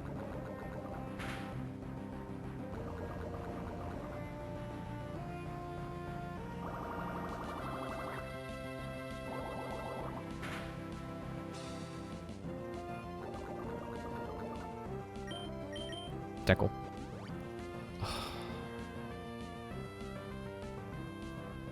I am never prepared for when the trainers are prepared. And it was a full restore too. That got rid of the poison. And then I added it back. Cool.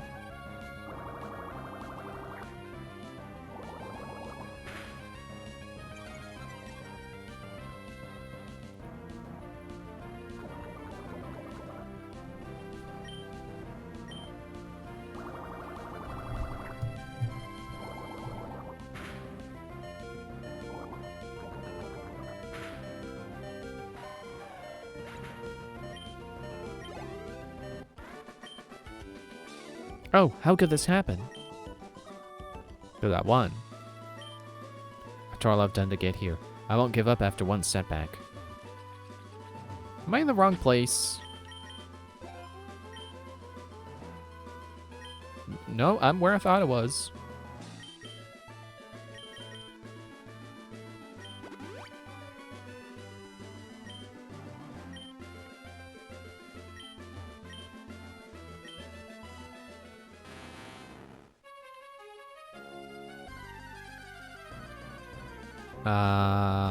It's a tentacle. I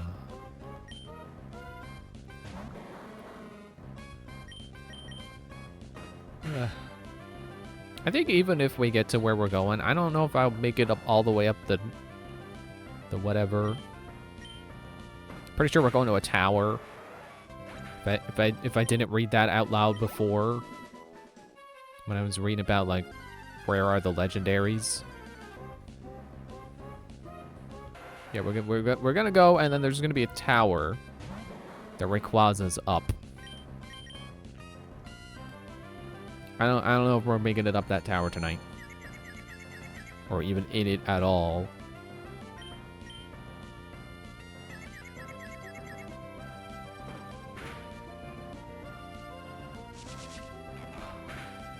Sorry, keep yawning. Snapped out of confusion. Does a good job.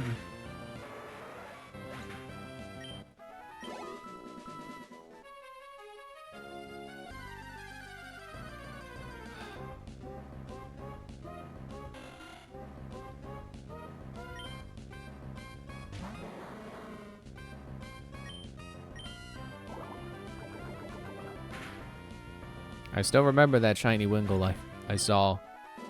I didn't realize it was shiny until I registered that it was green. But by that point, it was already too late.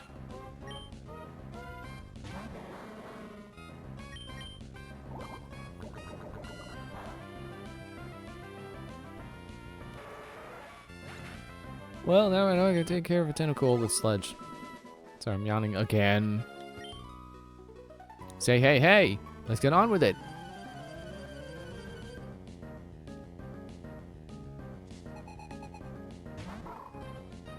Oh, Spheal.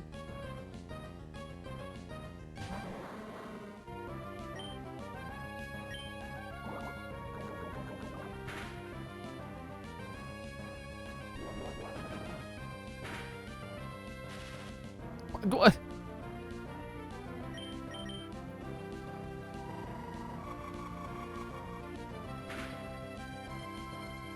Well, you tried your best, Spheal.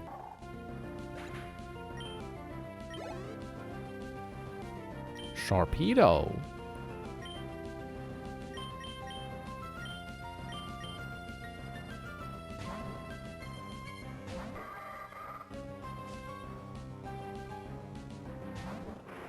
I think it's funny that the swimmer's name is Reed. It's like... I mean, I guess it's not necessarily a water-based plant. But don't reeds grow in near water or like on a riverbank or something?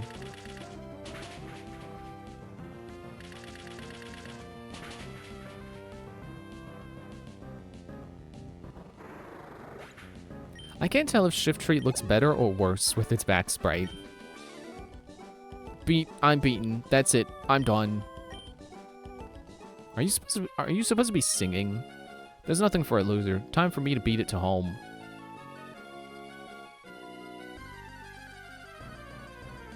Because with the back sprite, Shiftry isn't so obviously a giant face with a giant chin. But it's also just a big white blob with a little bit of face. You mostly just get its hair. Now that I think about it, it actually kind of reminds me of Amethyst from Steven Universe.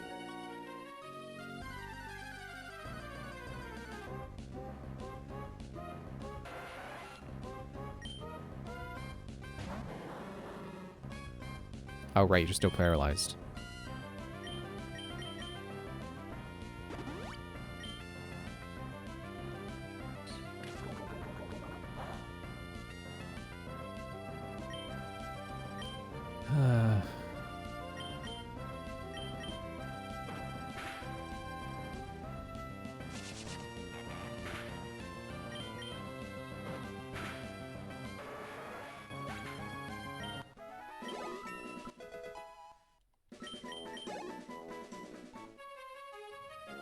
Excuse me.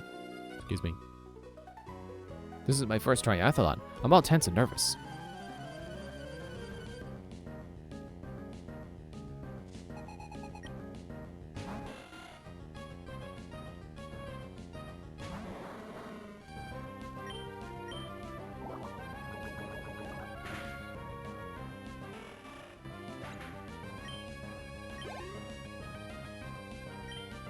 Okay, I should probably change for Staryu. I guess Stormwing is the lowest level now. Maybe I should put him at the front. It's not like I've been using type advantage this whole time. Just using raw strength. Yeah, go ahead, but I don't know if you noticed, I have Aerial Ace. And Aerial Ace never misses. Unless you use Fly or Surf, or Fly or Dive, or one of those moves like that. I failed to win! If I'm all tensed up, I won't be able to give it my all.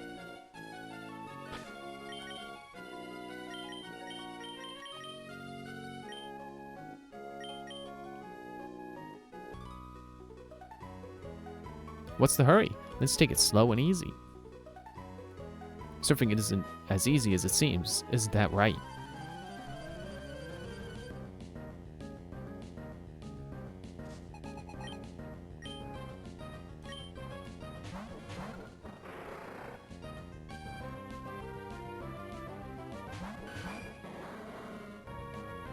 Okay, well, what okay, water dark and water ground? Or water electric?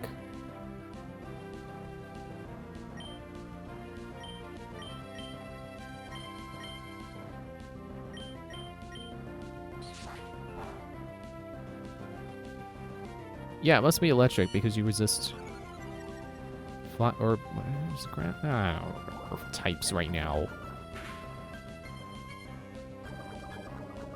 Yeah, sorry, Sharpedo.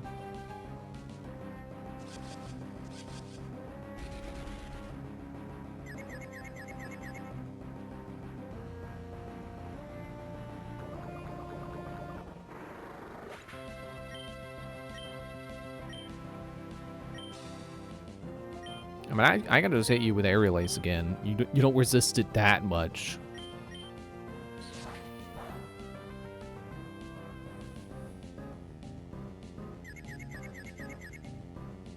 Yeah, get him. Okay, not ground. Because if it was part ground, it would have resisted poison, I think. Oh my. I wanted to relax a little more. Winning sure isn't easy. Don't you hate making mistakes when you're in a rush? That's why I try to take things slowly. As I make a mistake reading her dialogue. You have to keep your sights on the Pokemon League. Keep at it. Or you so question whatever. Question.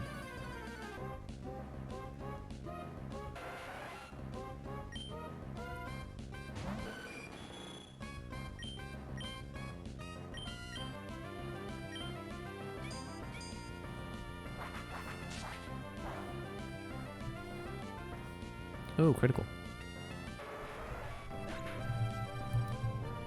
No. Sorry, microphone again.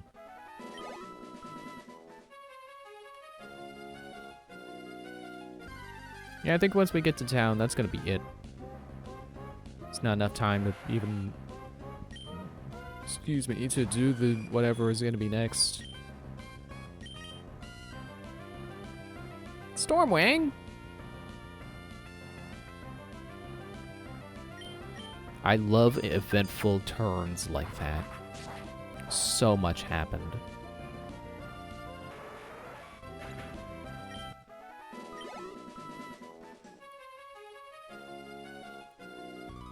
Hey buddy, hey. What a surprise, I didn't expect to see a trainer out in the sea. If this was an edited video, this would be the part where I show a map of this place with all of the trainers along it highlighted. Didn't expect to see a trainer out here. I think we should battle.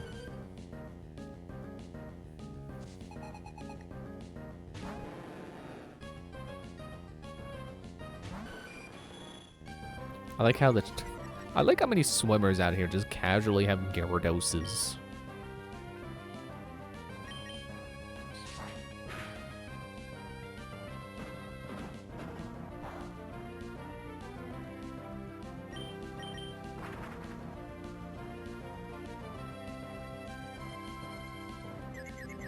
Haha!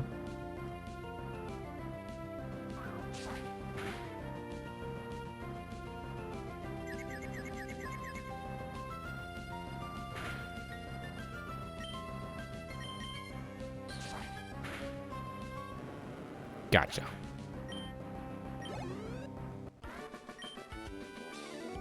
This kid's awfully tough.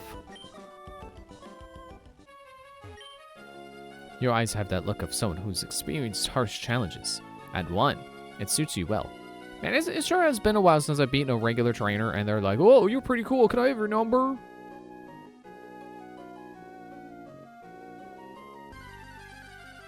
You know, I just remembered that there's a route in this game, and I think it's east of town. There's a route that's like a bunch of currents, and it's kind of like a Team Rocket based puzzle. Like the Team Rocket warehouse that was in Leaf Green.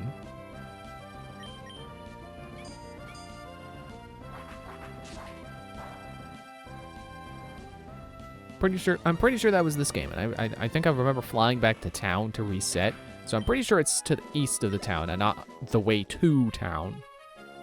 They have the decency to at least give you a checkpoint to reset yourself to, so you don't have to keep swimming along the route to get there and then do the puzzle maze.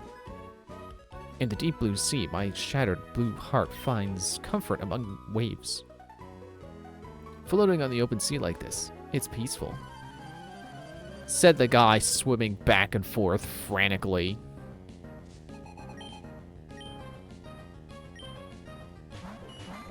Santiago, that's quite a name.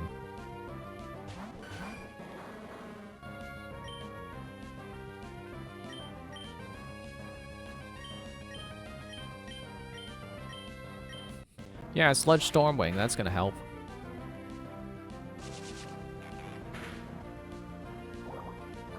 I didn't even see the health bar move.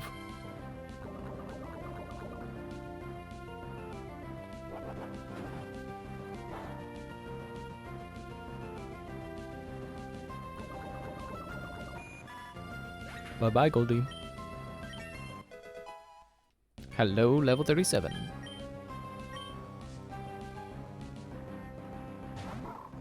Sphere. Oh, it does a spin.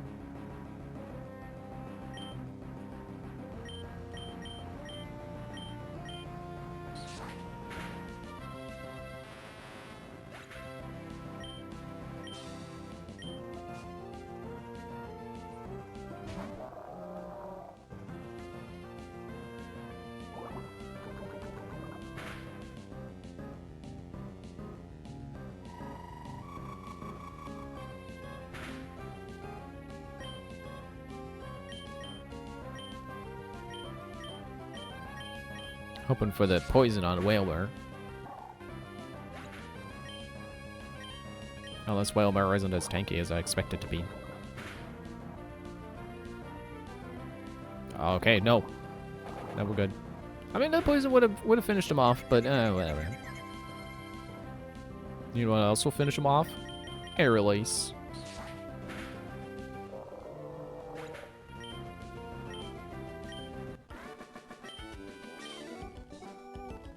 Like the vast blue sea, the world of Pokemon spans depths beyond it belief. I need to be a little less peaceful. Alright, talk to him. The world's children dream of one day becoming the Pokemon champion. Swimming and battling like this, I'm one happy guy.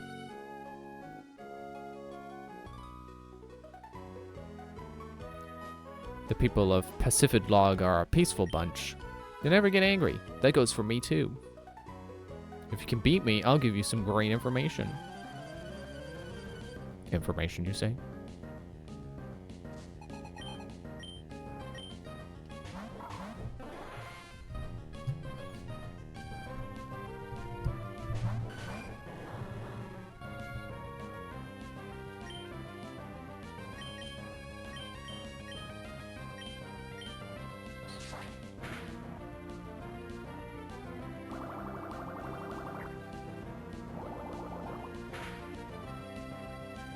Ow.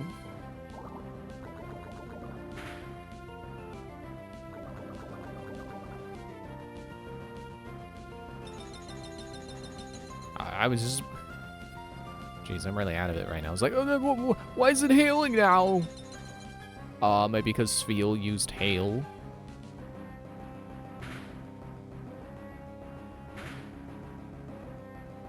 Even Spheal is hurt by the... Oh. Poison, never mind.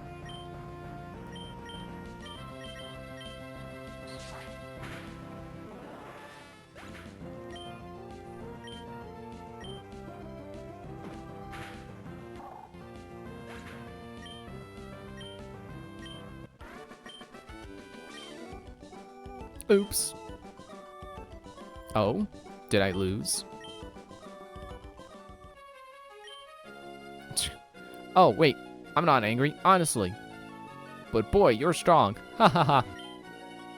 There's an odd place nearby. There's a huge tower there. Why don't you go take a look? Because I gotta battle this guy first. You see, he's teaming with Pokemon. It's not easy swimming, I tell you.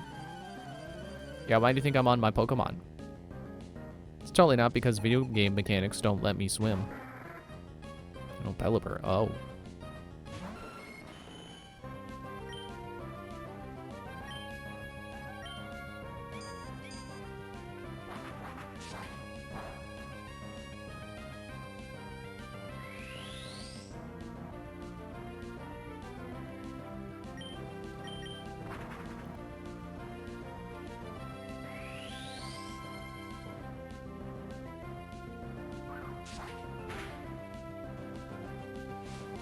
You know, I could swear in future games, whenever you stockpile, it specifies that your special or that your physical defense and special defense rose.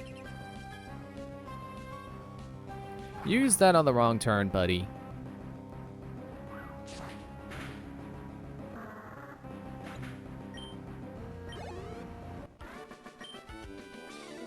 Pokemon raised by trainers are seriously tough.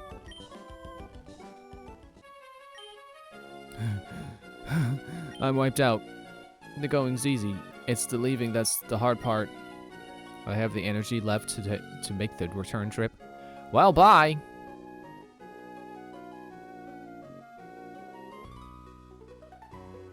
Why do men love bathing suits so much? They all ogle me. Lee, I'm gonna be real with you. It's not the suit they like.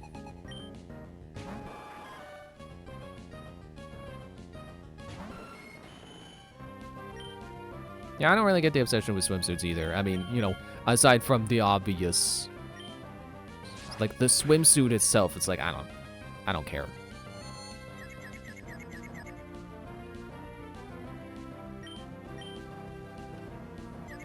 There was a point earlier in the year where like there was a lot of fan art going around of people in like golden swimsuits. It's like I don't get it. I don't care about this trend.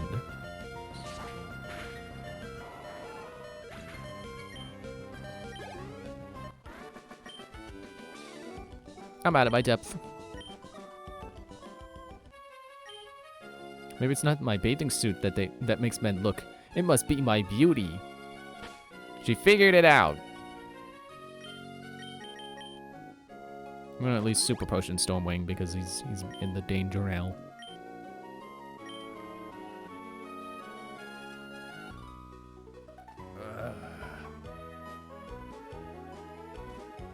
How much route is left? Hi, sweetie. Wait, we should battle, you and I.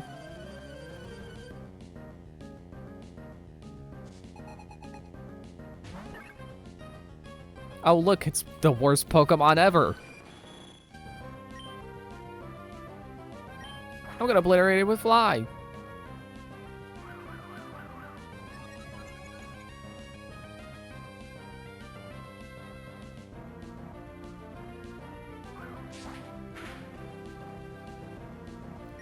Okay, well.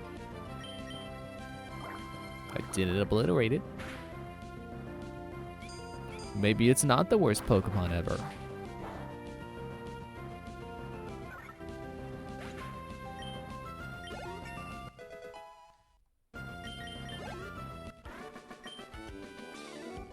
You're tough in spite of the way you look. Did you see a guy over there who whines that he's bored of the sea? That's all talk. He's hopelessly in love with the sea. Okay, whatever. So I guess now that Stormwing is level 38, I should switch Dreamcatcher in. And then we hit town. Okay. I can't run here. And there's the Pokemon Center. We're finally here. And just in time for fireworks. Wow. It's the 6th of July. You can put those away.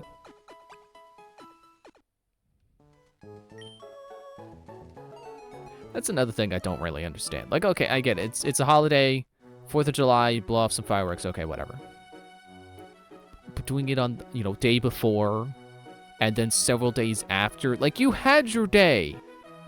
Quit it with the fireworks. I don't know why I feel the need to nuzzle myself into this corner here. But this is where I'm ending. Well, almost 4 minutes short of 4 hours. That's close enough. I made it. We're at town. I think this is the next objective. So, yeah. Thanks for watching. See you Wednesday where we do the thing, probably. Bye.